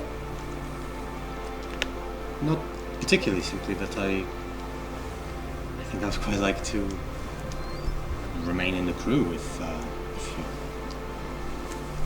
you'd keep me on the ship. Of course. Did you think that I was just going to drop off and then just push you out saying see you later? I don't know. You're quite difficult to read. I am. It's part of being a captain. No, I am thinking of changing how things are run on this ship. I need a first mate, preferably one who can talk to people and is not Leaf. Aww, poor Leaf. Because So, yes, I assume the Shepherd being the most experienced. no, it's you. you have the brains, you have the ability to interact with people without scaring them. That's what I need. Oh. Shepherd's very, very good at what they do, but the beliefs kind of get in the way sometimes. I see what you are doing there. Well, I'll have some things that I need to learn, and some I won't be great to start with, but None of us were great to start with. I didn't start off as a captain. I worked my way up to this. hard to believe. But I've always been forceful, but I've never always been a captain. right. But yeah, so the plan is go to dock, preferably not here, I guess, and see if we got a mission. Very well. Very well, Captain. And when you feel ready to tell me what happened last night, you can tell me. It might take a little bit. Oh. Okay. Did Leaf try to drown you? Not quite. Not quite. Was it the stowaway? No, Stowaway actually calmed him down. Cool. I wonder if I can replace Leaf with the stowaway. I'm only joking. I like this So food. offended. I like this food too much. With this conversation, could I test if your love is true? Sure. Alex is like, what? What does that mean? That's just fine. Now we know It's why so you've seen true, the it's inside on of the your floor. quarters. 8 plus 2, that's 10. What do you get to do if you succeed on that? Your love is true, pure and strong. It fills your heart with fire. Take a +3 to your next roll. Oh, Wow. that's good. Wow. Amazing. Yeah, you get a +3 to whatever your next moment is that requires it. So you're having this conversation, and Amy is setting about doing the making the tea. You see the preparations. Shepherd, you're outside playing with Benny. What's Shepherd doing? Looking for good stones. Looking for holy stones, more importantly. You know, they keep witches away. You gotta have the holy stones. So find some holy stones, show him about that, tell him about the sea, and try and persuade him not be a pirate, be an adventurer. Oh, his mind is completely gone from pirates. That's fine. If he mentions it again, it'll be like adventurer. Yeah, but you're there indulging this play for a little while, and then you kind of get caught up in it yourself as you sense that. So yes, yeah, you could find a witch stone potentially, and as you're there, sort of you can hear him playing and moving around, and the space is safe. You get caught up in digging through a little pile of stones, and as you kind of come back up clutching in your hands one of these holy stones, you look over and you can see that the seal that you had seen before has made its way up onto the shoreline, and it is large, certainly larger than the other ones that were out on the basking in the sun. And it appears to have made its way over to, like, up onto the stones, and Benny is over beside it, playing with it and laughing. Looks as though it's kind of like rolled over slightly onto its belly, onto its back, and exposed its belly. Yeah. And Benny is like putting stones on top of it and like balancing them. It seems to be, yeah, sort of strange, and this child is playing with this huge seal. Inside, the two of you having your conversation, you see Amy. She sort of finishes off what she's doing, getting all the pot ready, and just sort of nods to the two of you, wanders outside, to sort of just go and keep an eye on Benny, see where he's up to. Do you follow after her? Yeah, so the entire time I'll be making sure that my collar is up. Just paranoid. Cool. She sort of makes her way over, and you see from where you're stood up above, looking down, you can see Shepherd off to the side, kind of watching on slightly closer as Benny is there playing with the seal. And Amy kind of looks down over it and kind of turns back to you, like looks on, unsurprised, nods, looks to the two of you, and she's like,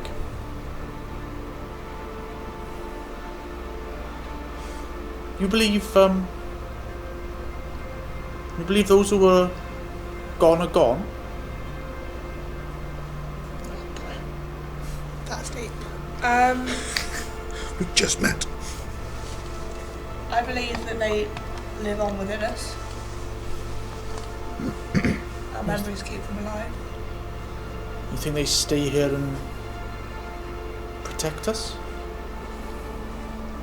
Yes, in a way. Me too. Is that who you think the seal is? Is that normal for your small child to be playing with a seal? Oh yeah. Is It's it here all the time. the same seal? Yeah. Oh. There's none others that size. I'm sure that's Hugh. Was Hugh your... Benny's dad, yeah. Yeah. He's watching out for us. Seal. You feel, I know. That's Hugh's spirit, that is. Okay. That must be a great comfort to you. Pretty isolated out here. Why don't you move back home? Be with people you know. You said you know people in Greymoor. The people I know, my mother in particular, she's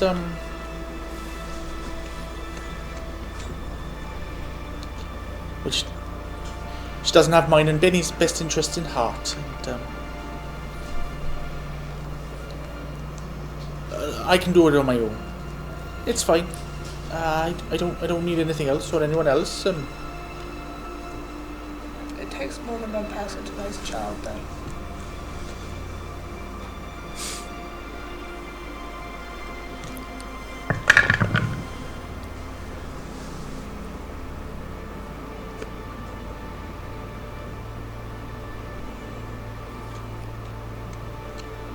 You sure? Fairly sure. Don't strike me as the parental type. I'm not, but I know plenty who are.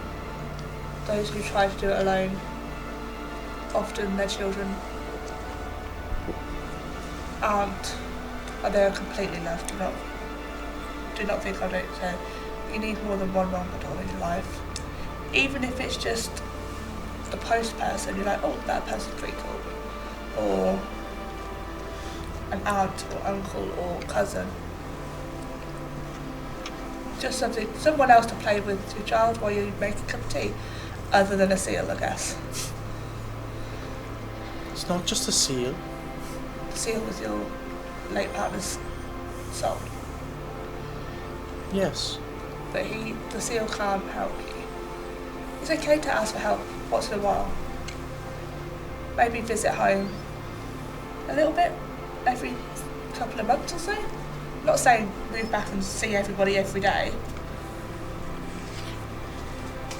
Well, if you're here in Greymoor, it's only a matter of time before you meet my mother, so perhaps when you've spoken with her, you'll understand a little bit more about why I'm out here.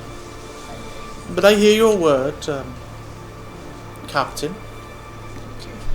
I understand what you're saying.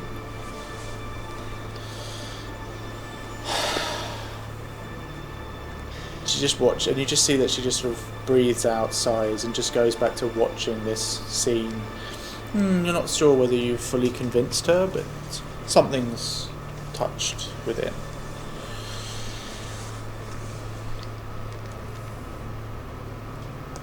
Time passes.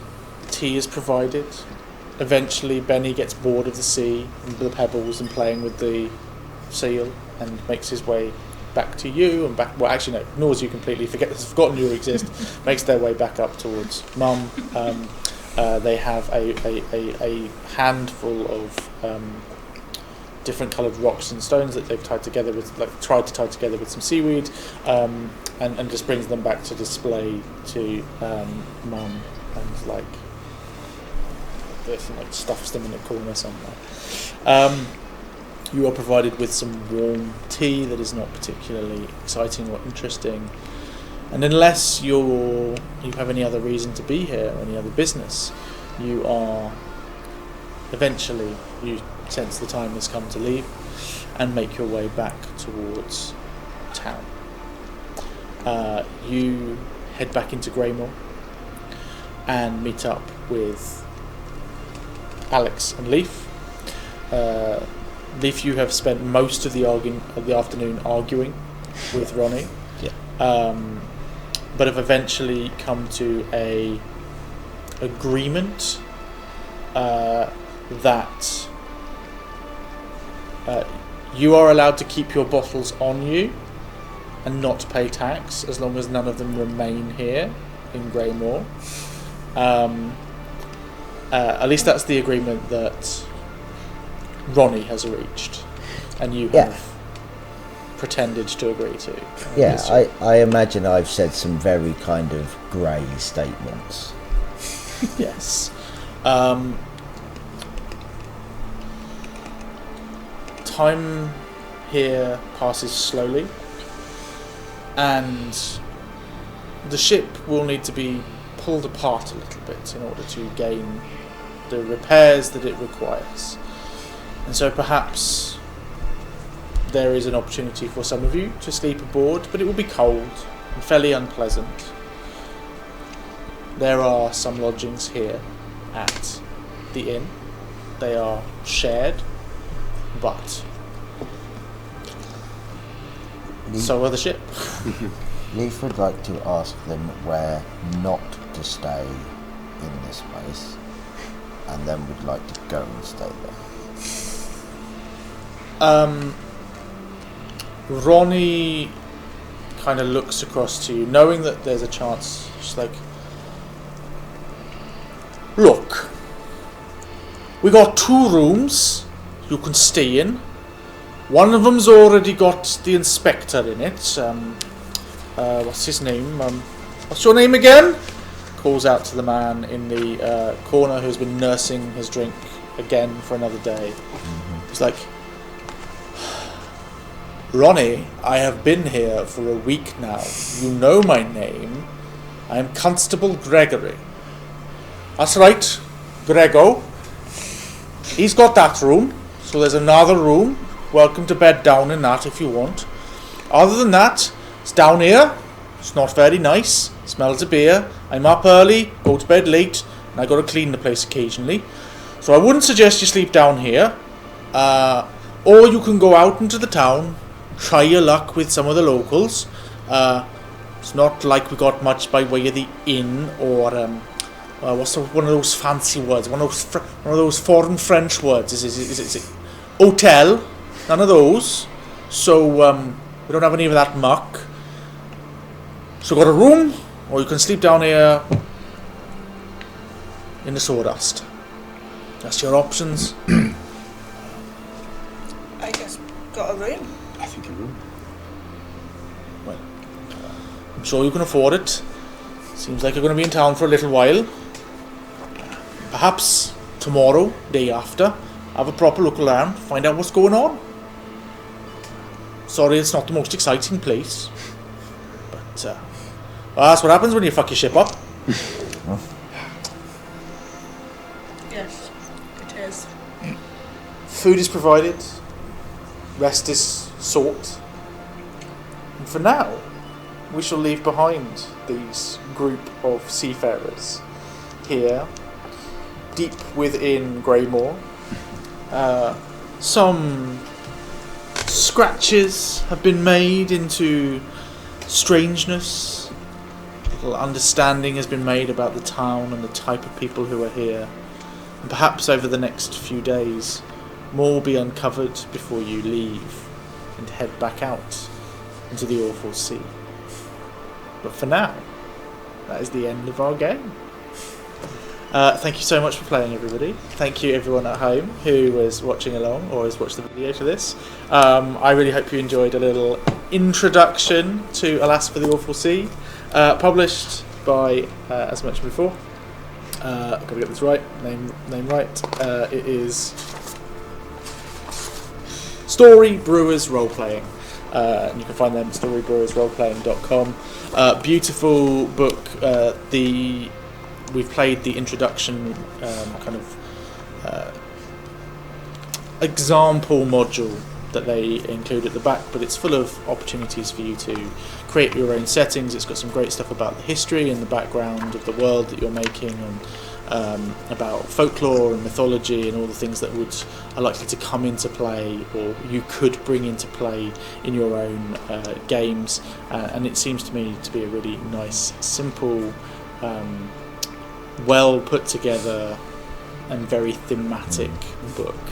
And I would love to have stayed and played another 2 or 3 hours of this and really got into the heart of it. Absolutely. This module that we ran is designed to be played over maybe 2 or 3, definitely 2 sessions.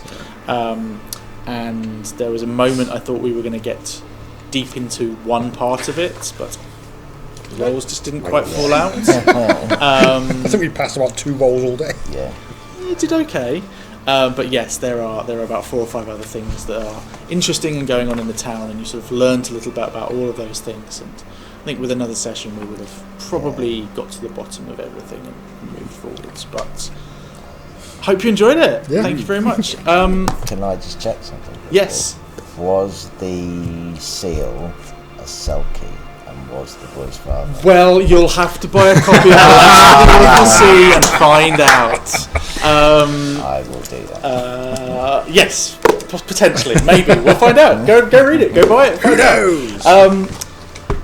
All that remains to be said, because we are at the end of our big run of things, is if you're watching at home right now, thank you so much for joining us and for being with us through this game. If you've been watching the video on demand on YouTube, go check out all the other stuff that we've got on there. We did some more games last year, and fingers crossed, all being well, there will be more to come very soon, we hope.